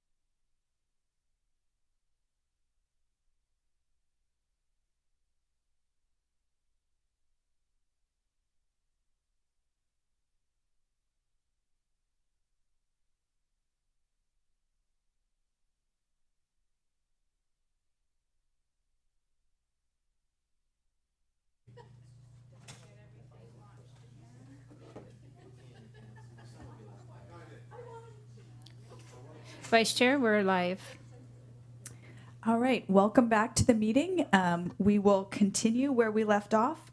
We've come back from item number 14, closed session. I will turn to County Council Bratton for an update. Thank you, Vice Chair Cottrell. The board met today in closed session. Item 14A regarding existing litigation, the name of the case, Hopkins v. County of Napa. There was no reportable action. Direction was given to council. Thank you. Thank you. So that will bring us back to our agenda, and we will go to item number 12E. We will receive a is that where we are at this point? 12E? Okay, thank you. Where we will receive a presentation and adopt a resolution adding section 12D to part 1 of the county policy manual, setting forth policies and goals governing the code compliance division and direct code compliance staff to maintain a procedures manual in accordance with the adopted policy. Good afternoon. Good afternoon, Madam Vice Chair. My name is Sean Brown. I'm the Code Compliance Manager for Napa County. This is my first, and hello, board members, supervisors, and this is my first board meeting since I joined the county on April 17th. So please enjoy the pastries I brought for the board. Some are gluten-free as well. So, well, first of all, welcome, Mr. Brown. Thank and you're setting a high bar, so thank you. Where are the cookies? We appreciate It's my pleasure. It's my pleasure. It's circulating, sir. So good afternoon, and thank you for letting us present to add a new chapter to our manual. Before we begin, I would like to thank our Director of Planning, Building and Environmental Services, Brian Bordona, who's sitting behind me, our Assistant Director, Patrick Ryan, and our new Deputy Director, Christina Adamson, for their support. They are the rock stars, and I'm very fortunate and blessed to be working along them and with the board. Our work would not have been possible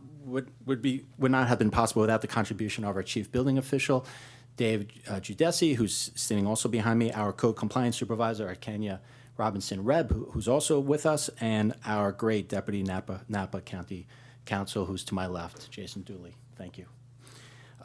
So this presentation is a follow-up from last December, when the board heard a presentation from our division about the future, about future proposals to establish clear directives, goals, and priorities for the Division of Code Compliance to have greater flexibility. So we're going to start. We have a short PowerPoint presentation of about 9 or 10 slides, and please stop me at any time with any questions.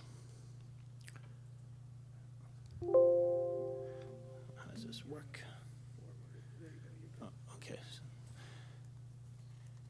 Right. So the department, so the Division of Code Compliance is responsible for enforcing county and state laws.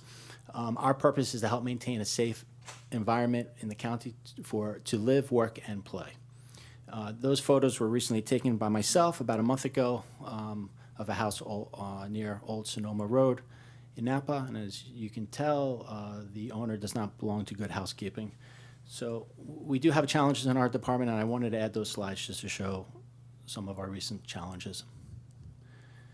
Our recommendation to add a new chapter to the manual is to provide a clear statement of our code division, to provide clear, specific delegation of authority under the director, to provide a clear statement of priorities, and a commitment to the health and safety of our staff. Obviously, when you go on a code case and you go knock on someone's door, you don't know who's on the other side of the door, so it's very, very important for our staff to be safe when they're doing their work.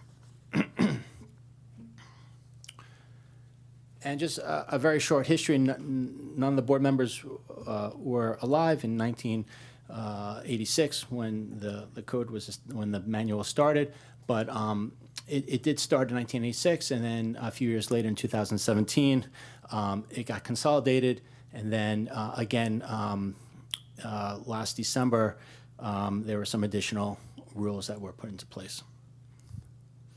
So I don't want to spend too much time with our purpose and goals and benefits. It's all there. We're respectfully asking the board to let us add a new chapter to our manual so that we have, as one of my coworkers said this morning, a little bit of wiggle room to be able to adjust quickly when we need to, to add more discretion within our department.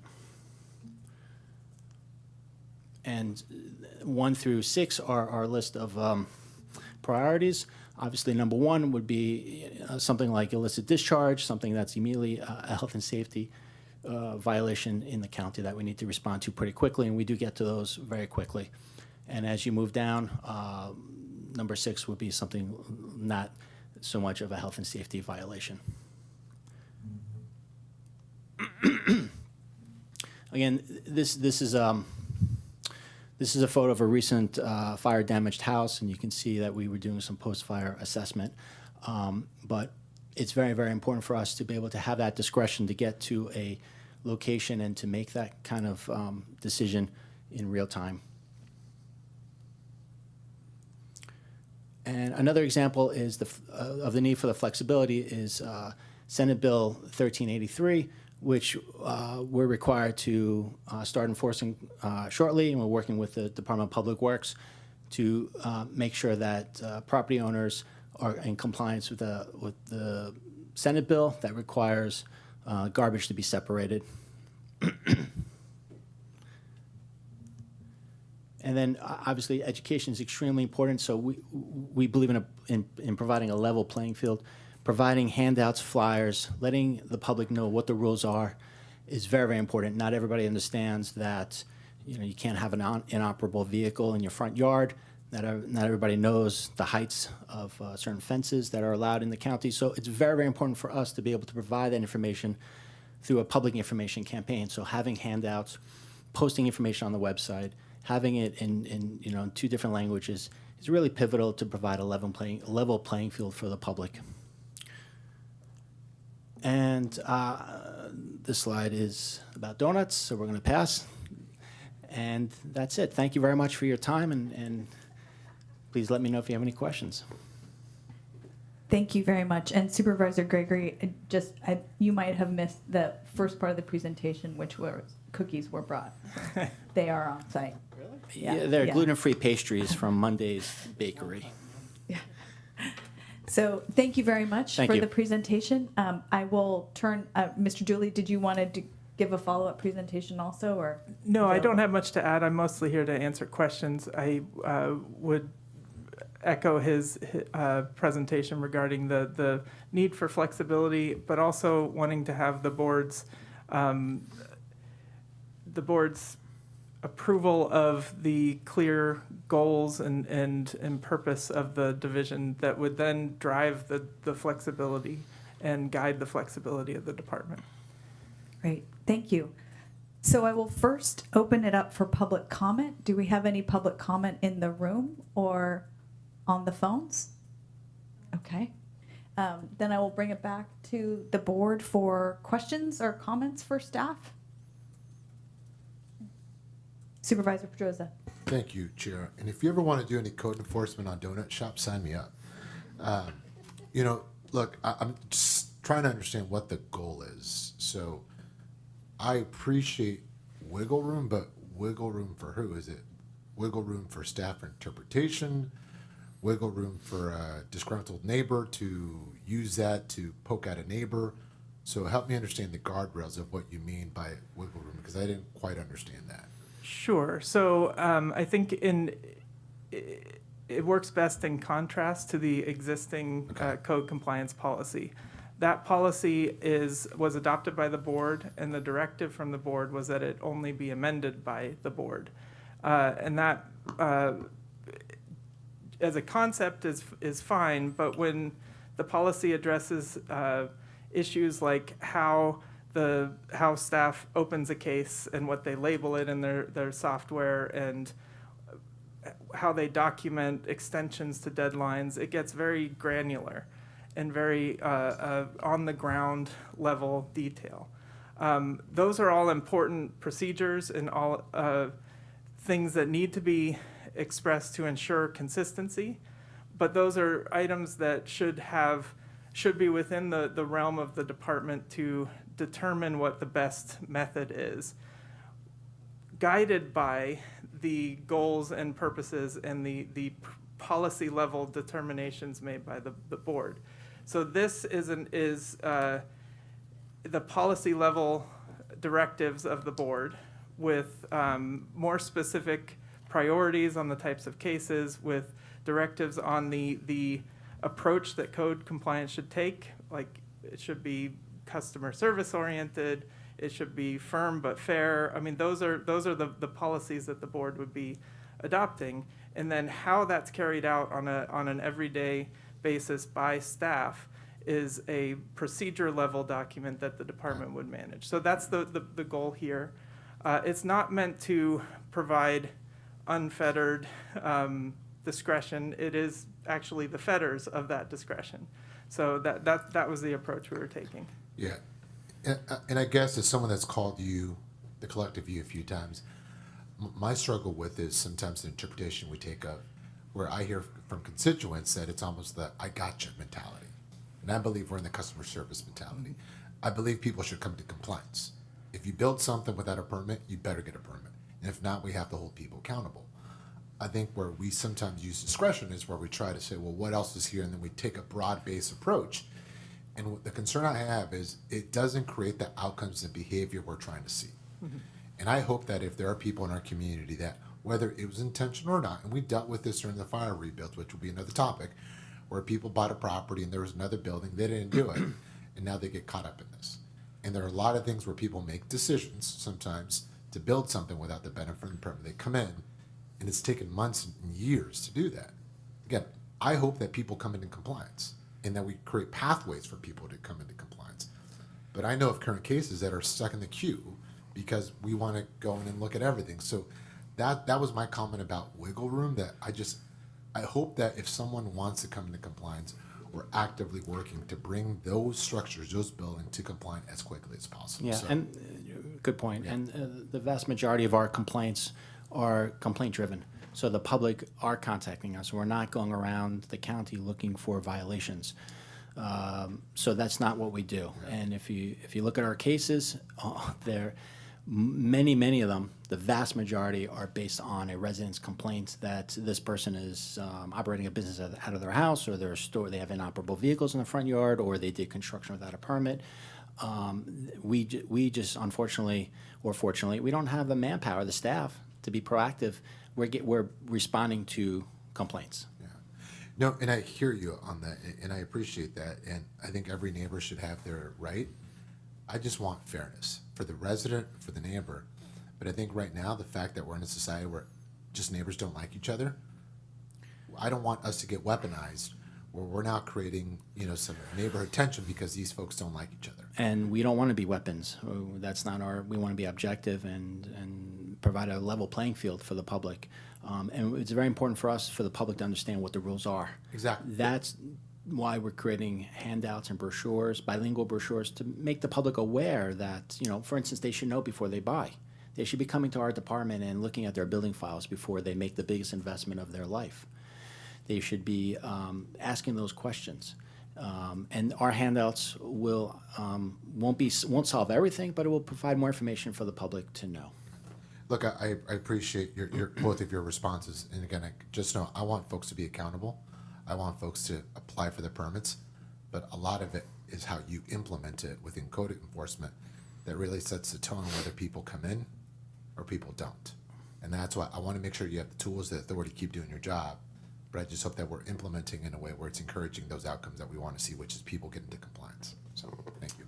And I do think, just if I can respond, I do think that the policies reflect exactly what you're saying, and the goal of this is to allow the staff to be to meet the needs that of the community that are changing more frequently than we can come to the board to fix. And I know your jobs are really hard. Don't get me wrong. I appreciate all you're doing. You guys, collective, you're in a really tough situation and sometimes getting put into positions. So fully acknowledge that as well. We also are blessed to work for the best county in the United States. Now, you're doing so well with the cookies now. It's just great. Thank you, Supervisor Pedroza, and thank you for the answers to those questions.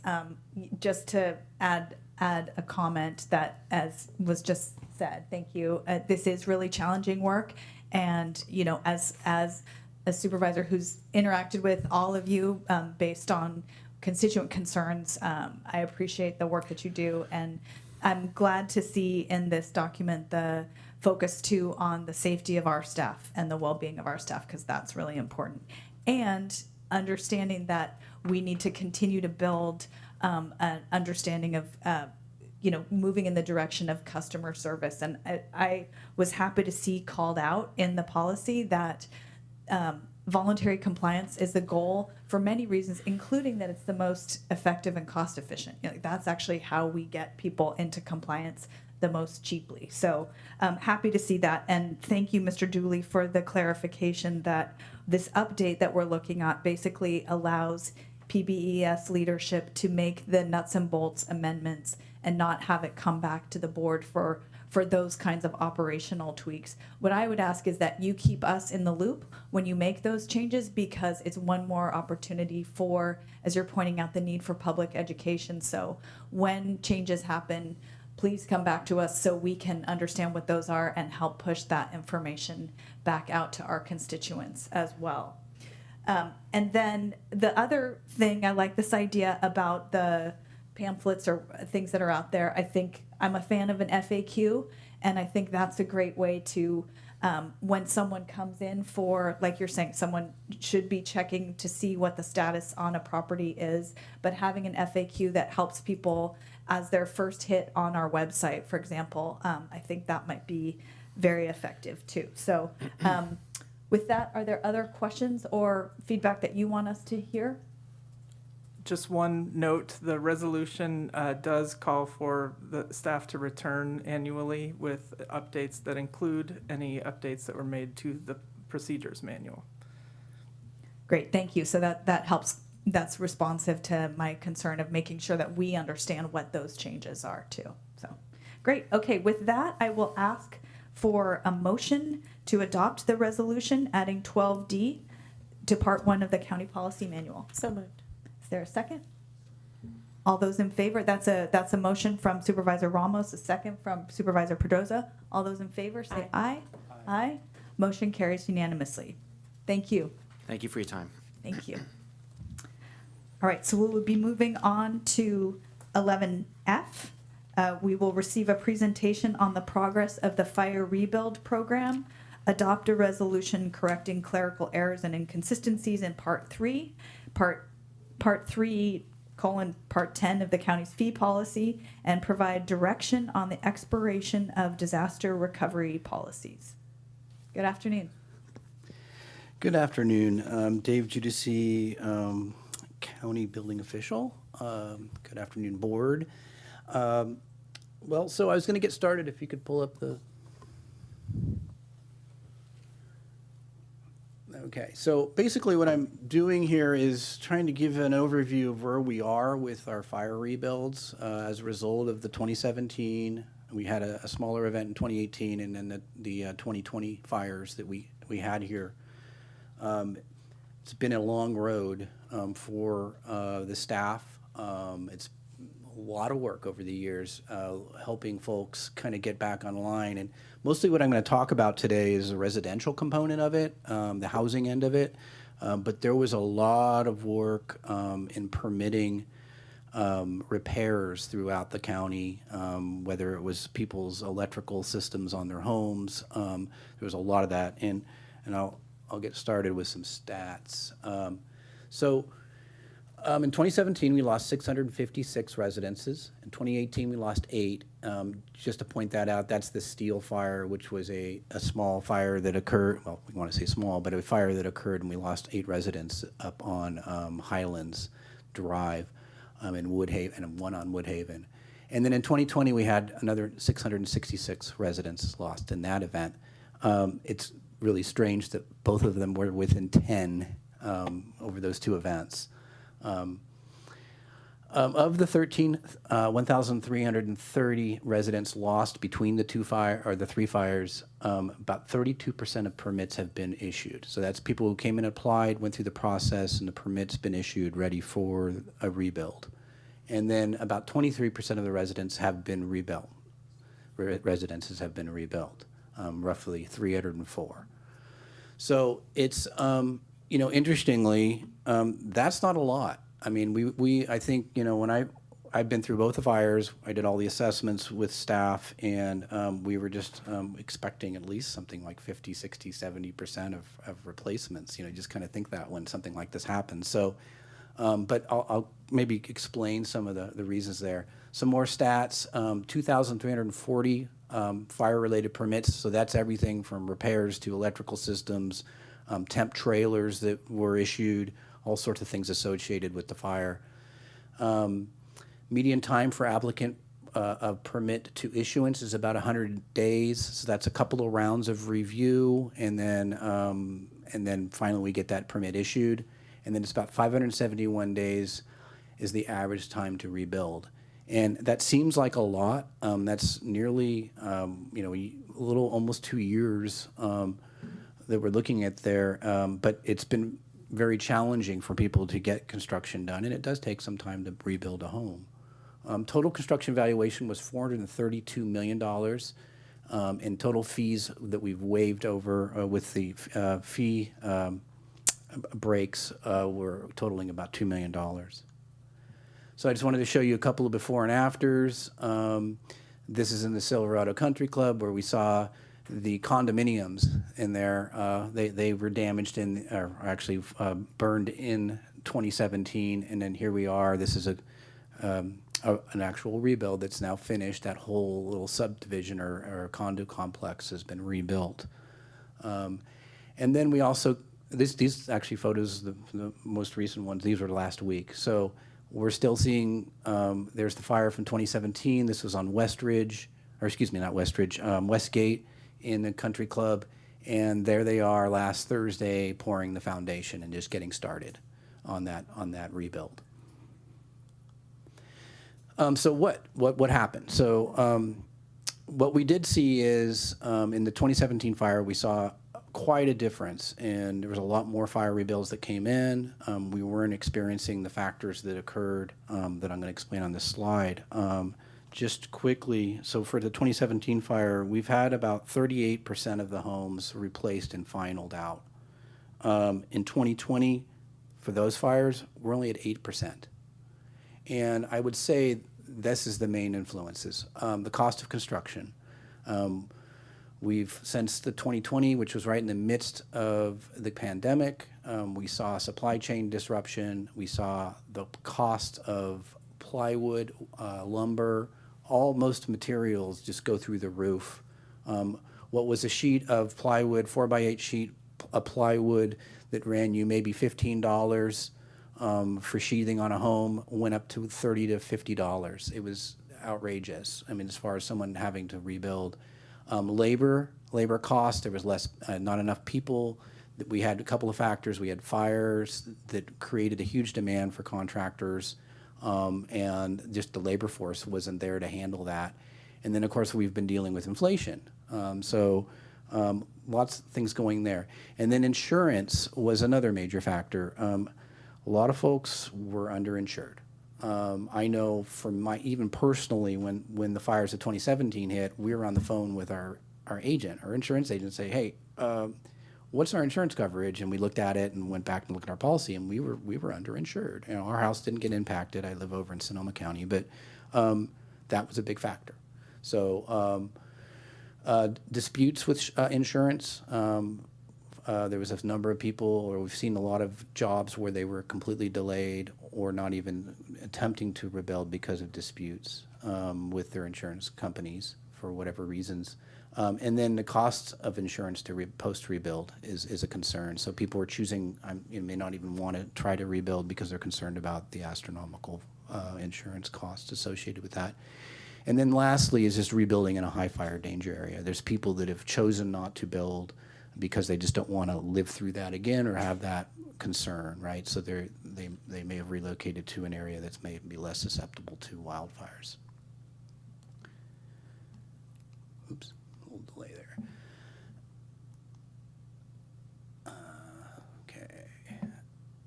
And I think that pretty much, so that's kind of gives me the overview of where we are.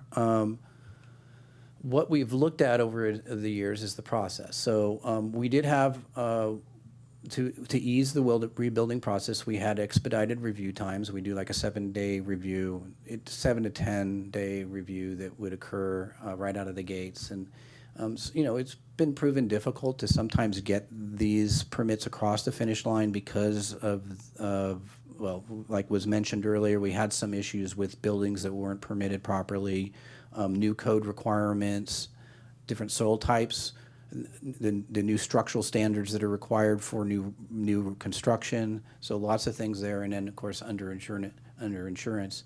Reduced permit fees were offered. That is a correction. It was like 25% and 50%. So I think it's 25% off the plan check fee and then 50% off the inspection fees. Temporary housing, we allowed for short-term housing on parcels, so we would allow fire victims to get a permit for an RV or a trailer of some sort to continue to live there while they were able to pull together a rebuild. Those were temporary for 1 year, and you could re-up them. And then we allowed like replacement. So, the tricky thing here is when you're replacing a home in, or say you're going to build a new home in the county, you need to meet septic, roads and street standards, sprinklers, all these other things that come along with requirements. If you did a like-for-like replacement, your roads and street standards requirements were lowered. And your septic, if your septic system was functioning and didn't have any problems, they would have them do an evaluation, and then that was okay to keep. You wouldn't have to upgrade it to a new code-compliant state system. And then view sheds, we streamlined the process to get through the planning department, and then if it was associated with vineyard replantings, track 2, those processes were eased and those requirements. So I just wanted to make a quick note about fire rebuild process begins immediately after the fire. The staff, the building staff, code and compliance staff are boots on the ground with cleanups and assisting the state and FEMA for these cleanups. But I will say, going back, the most critical thing is the property owner contact information. We really struggled with, so when you have a fire, it displaces somebody. Well, they're going to go to another family member's house, go to a hotel, go some other place, and they may live there for a period of time.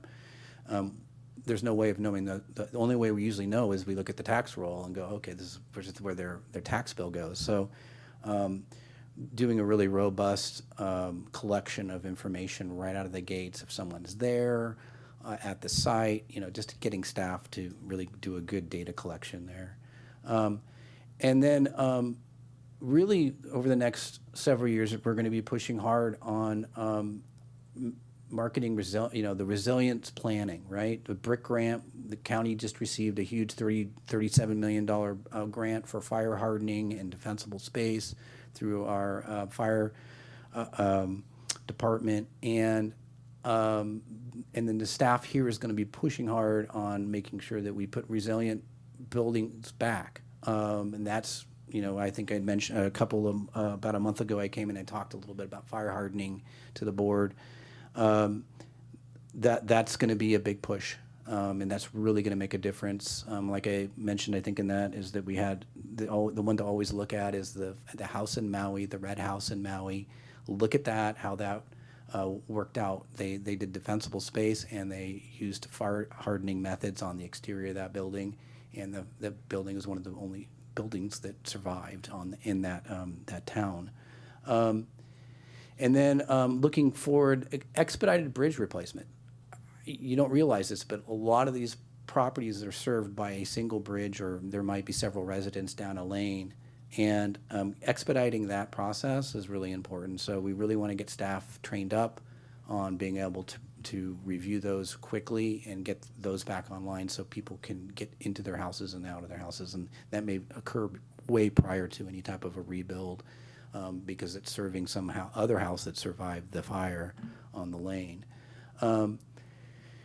And then in-house reviews are critical too. We seem to have so many things that come up during these processes while we're working with people to rebuild their home, everything from the plan review all the way to the building inspection, and really just, I think in the future, if we have an event, definitely want to make sure we're doing hands-on with the staff. So I'd rather have the staff focus more on the reviews for these fires, and then send out other stuff that for the regular new construction. So the last part of this is we wanted to do some cleanup. There was a handful of resolutions that were passed during these events, and there was a little bit of an inconsistency that occurred. So what you have before you today is a resolution to correct that.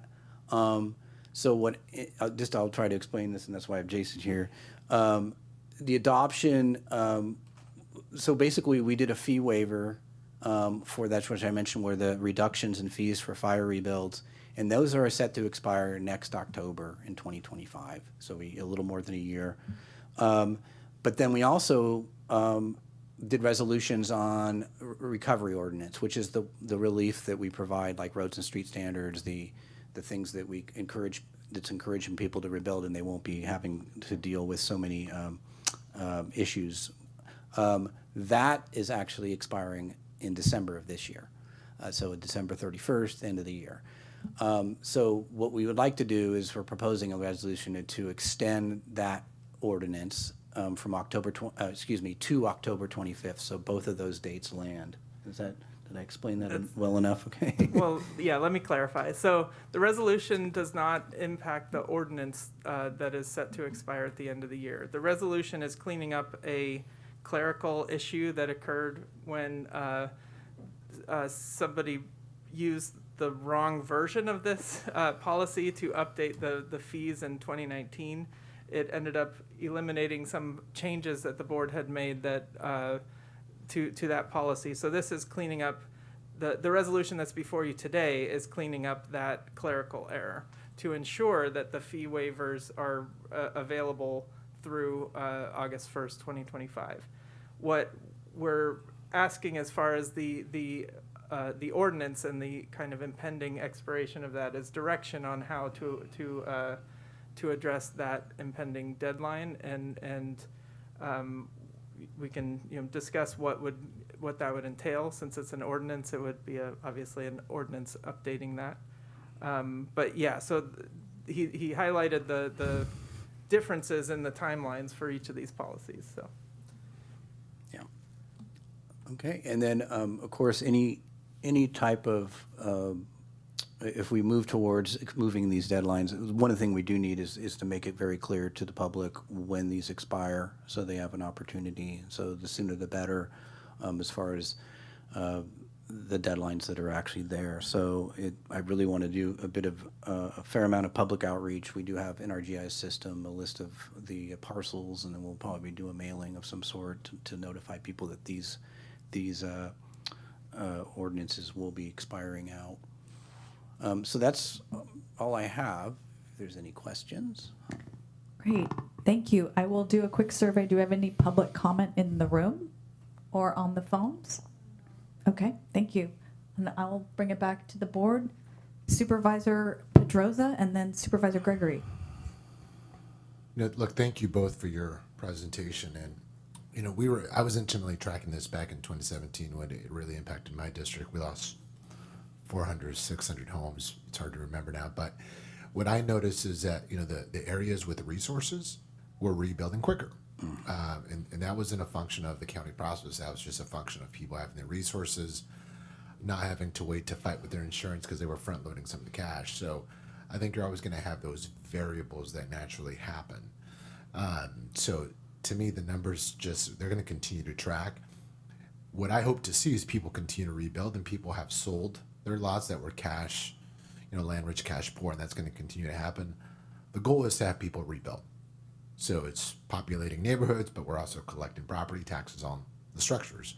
So I don't think there's much we can do. I just hope that we continue to incentivize that. The one area that it's still tied to this is I do hope that if there are scenarios where people want to have a temporary trailer, while they're trying to rebuild or build a home, we should be encouraging that. And this is resulting from the Berryessa fire and the Berryessa Highlands, where you had someone buy a lot, they wanted to rebuild. They weren't the victims, but they were the person that bought the lot. They wanted to put a trailer, connect to all the utilities, pay the utility fees, and pay into the district. But our policy wasn't allowing them to have a trailer. And quite honestly, we should not be getting in the way of someone that wants to populate a neighborhood, especially in a community like the Highlands, where we're wanting people to pay into the fees. We just loan them money on consent calendar. So I don't know if this is the area to kind of talk about that, but I've had some constituents ask about trying to have a trailer while they get a permit. And it shouldn't be a trailer forever. It should have a sunset on it.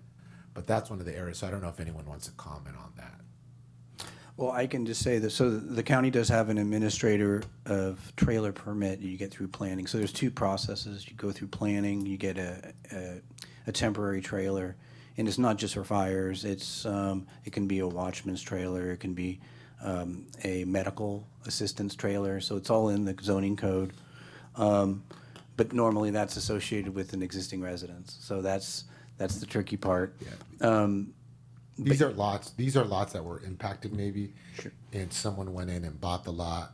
They plan to rebuild at some point, but they're having to front the money and so forth. So they want to have a trailer in the meantime while they figure out, what they want to do with that parcel. So maybe Mr. Bordone has I think he might be aware of the situation.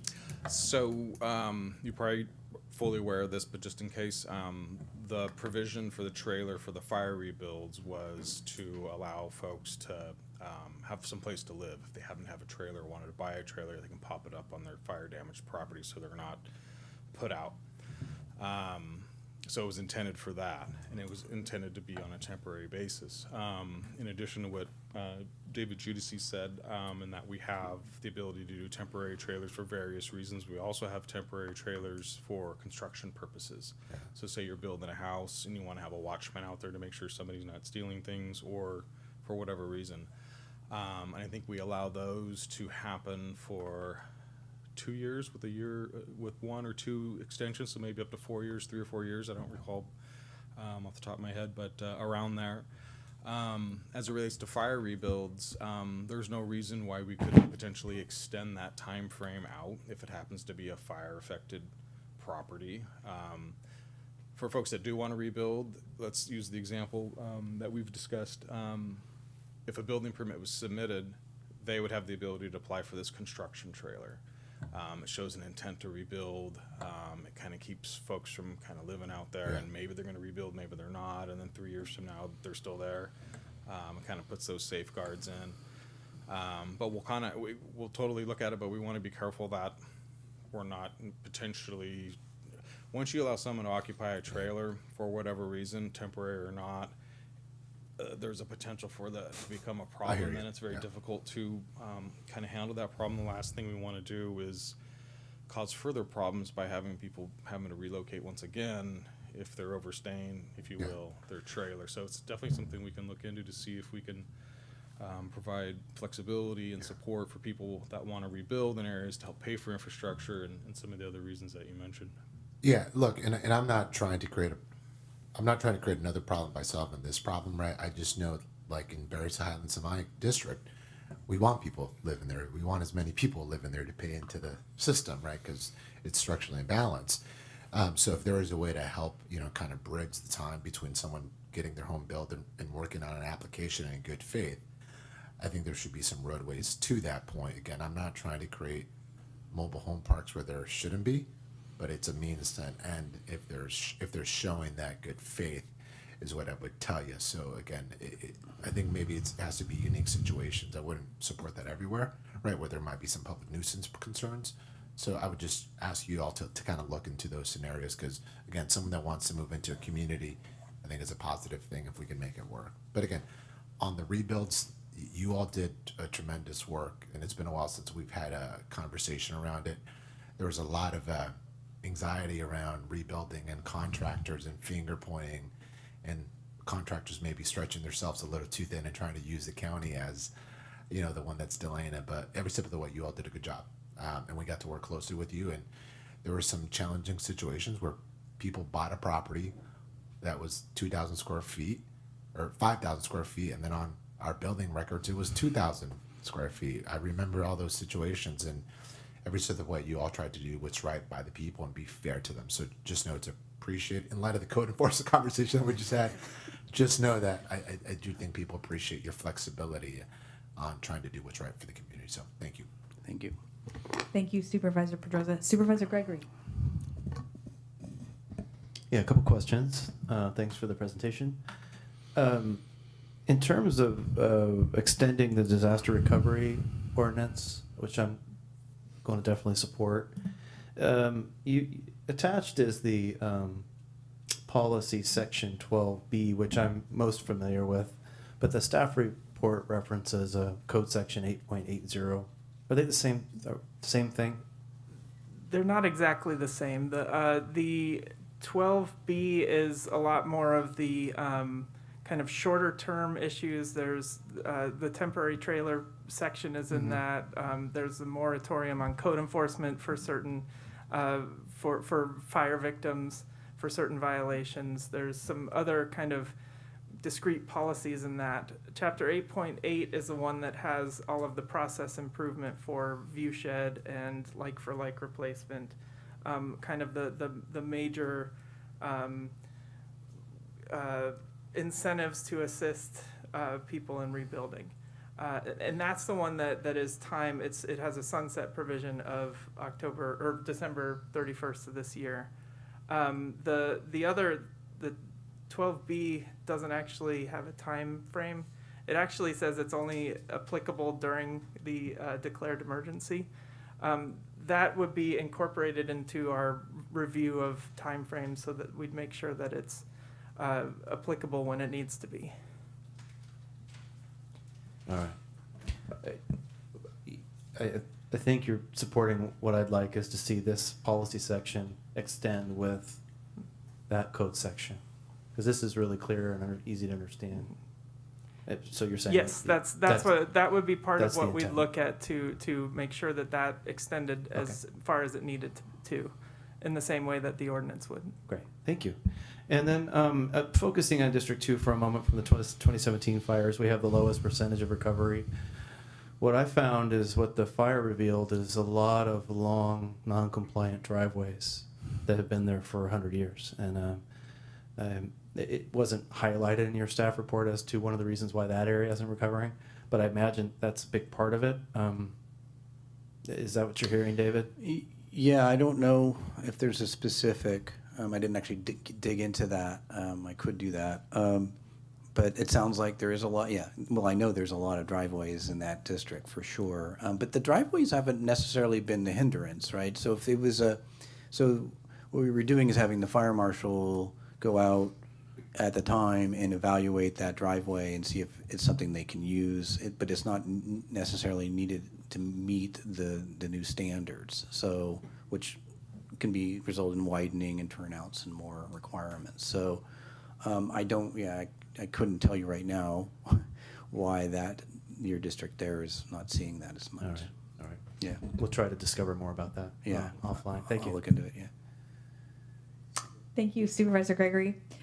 Thank you for the presentation. Really helpful to see this, and it's really instructive for me as a new supervisor to hear about the experience in your districts of what were some of the challenges coming back. So one of the questions I had was, because it's helpful to have that slide of why things have taken, why 2017 looked different than 2020. Do we know how our stats compare to Sonoma, or Supervisor Pedroza mentioned a lot of it has to do with how well resourced a project or property is.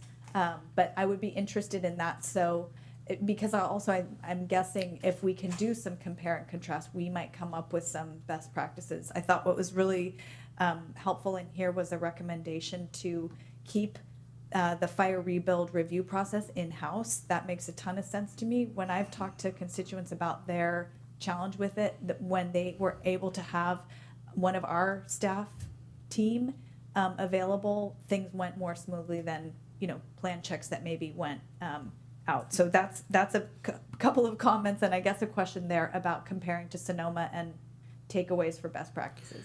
Yeah, we can certainly look at that, and you know, Alfredo did touch on that. I think, you know, we look at, so the first fire was definitely more in a subdivision. We saw it Silverado Country Club. I mean, there was rural areas, but we saw a big chunk of it is in a development area too, also fairly affluent.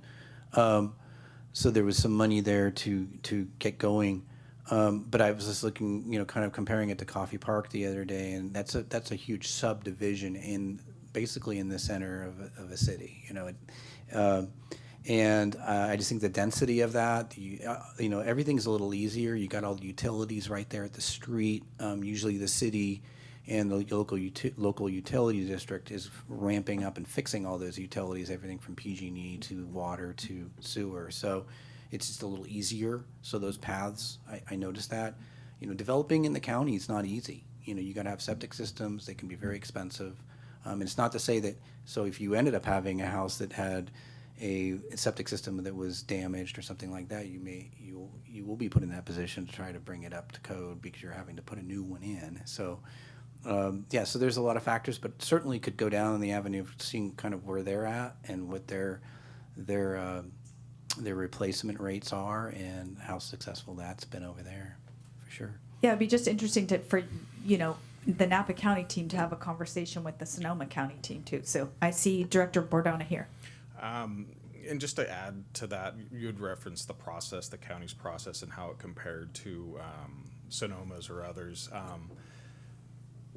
Not only was this obviously like a tragedy and a disaster and everybody was stressed out because of it, COVID was right there too.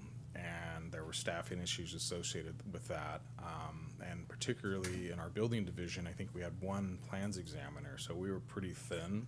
Mm-hmm. So we had to go out and hire outside plan checkers. And we've had these conversations before. You don't get the personal touch, if you will. They're not engaged and involved and whatnot as our hired plan checks are. So going forward, in the event we have another disaster, we are looking to have dedicated teams to those applicants that not only consist of the building division, but all the other reviewing divisions. And to the extent that we need to, we can hire out for those services. Another thing that complicated things is when people came in to rebuild, there's only a handful of design professionals, architects, engineers, and those folks were all stretched thin and probably were competing with those victims in Sonoma County as well. So it was somewhat of a parade of horribles in that regard, but I just wanted to point that out. Yeah, no, I think that's a great point because you're making the point that a lot of what happens in a disaster is outside of our control. So, whether you have the architects available, the contractors available, there's not a lot that we as a county can do, but so we can focus on our in-house team and making plans to build that out accordingly. Yeah, and the best thing we can do is learn from the experiences and put ourselves in a position the next time around along those lines. And I've discussed this with Jason Dooley, is creating a disaster relief policy or program that pertains to all disasters, floods, fires, earthquakes, whatever it may be.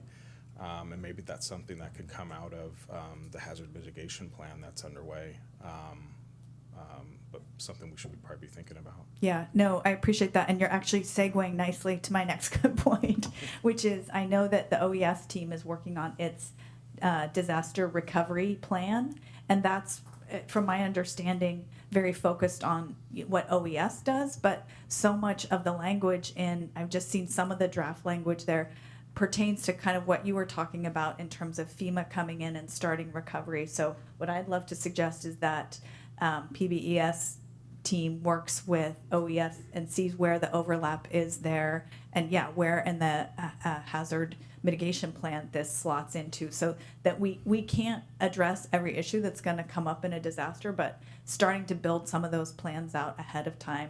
That's useful for us as a county, but also then we can, Dave, you mentioned how you got to get this information out to residents. That helps them know that there's something in place. And a couple more comments, and I know Supervisor Pedroza, you had a question too. One of the things I think talking to residents is what are the surprises And one of the things I heard recently was some feedback that people, understood that if they built like for like, they could get an easier path forward. What they didn't understand was that didn't change how things were going to be reassessed tax-wise. And so I had a couple constituents say, oh, we thought that because we were keeping within this footprint, we were not going to get this reassessment. And that there's a policy question there too about the timing and things like that. But again, that would be a great part of an FAQ to say the process is getting streamlined. You will still face these reassessments or something like that. So that's one example. And then I had just a comment on 12B as it compares. Let's see. I thought all of the information here was really helpful, and I think, as Supervisor Gregory said, it was easy to read and understand. I would make a suggestion that the structure could be changed a little. I think as I read it, it looks like it was kind of in alphabetical order by topic area. Each paragraph, you've got the policy and the local emergency declaration, and then I couldn't kind of see, other than alphabetical order, how those things would flow. And so I think there's a way that you could structure it in more of a decision tree, like you're a resident coming in with, a fire rebuild, or you're a vineyard, or, something like that. So, because I thought the other policy, the part 10, the disaster fee waiver, things are a little bit more nested. So that's just kind of a proofreading or editing suggestion on that front. So I think with that, those are the questions I have at this point. Is there? I'll turn it to Supervisor Pedroza for your follow-up. Thank you, Chair. Just to follow up on, Brian, you talked about, how do you have a playbook? But every disaster is going to be different. Earthquakes fundamentally different than fires. But I do think finding a way to have this within the county institution is healthy. And I think you're kind of a senior member now, Brian. So I think finding a way to incorporate that into your department, so that way, if and when this happens, we know a lot of it depends on debris removal and whether you go private or public. Yeah. And then working with contractors. Coffee Park was one developer doing mass scale. Silverado was custom homes. So being able to talk about that. In Supervisor Gregory's district, driveways, I remember that was an issue. So how do you deal with driveways and fire? And so I think having that within us, I think it's going to be super helpful. So that way we're not learning as we go. So to me, that's just good data to have. And with respect to Sonoma, we always beat Sonoma, so we're ahead of them. Again, thank you to both of you for being here and all the team that worked on these documents.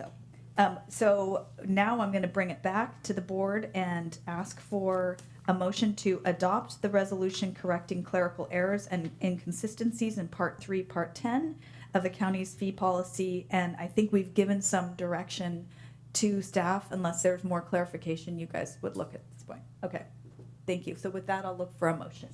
Second. Motion by Supervisor Pedroza, second by Supervisor Gregory. All those in favor? Aye. Aye.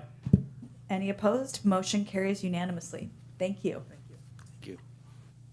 All right, so that brings us to our final agenda item today, I believe, item 13A, the public hearing for the William Cole Winery appeal.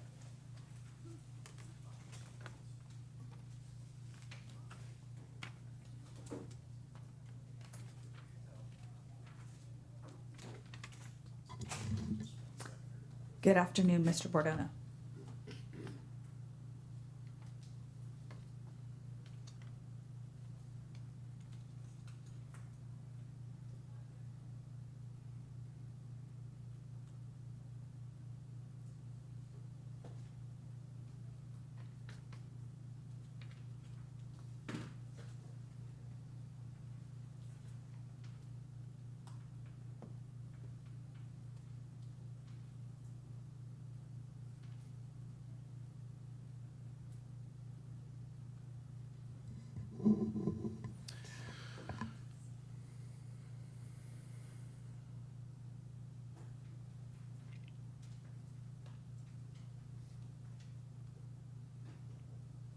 So yes, this is a straightforward request to continue the William Cole appeal to October 15th of 2024 at 2 p.m.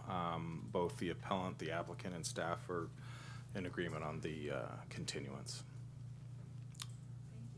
So what I will do is go ahead and invite a board member disclosures regarding any ex parte communications or new Levine Act disclosures. I have none. None. 0. And I have two to declare. I've had 2 phone conversations with the appellant Bill Ballantyne on this case. And now I will open up the public hearing, and we've heard from staff. Do we have any public comment on this item in the room or on the phone? Okay, I will go ahead and, will I leave the public hearing open, Ms. Bratton? You'll continue the public hearing. I'll continue the public hearing, okay. I'm gonna ask for a motion and a second on this item. So moved. Second. Okay, motion by Supervisor Gregory, second by Supervisor Ramos. All those in favor? Aye. Aye. Motion carries unanimously. So that will be continued to October 15th at 2 p.m. All right. So with that, we are now at adjournment. So I will close the meeting to our next meeting, which will be August 6th here at 2024 at 9 o'clock. All right. We're adjourned. Thank you.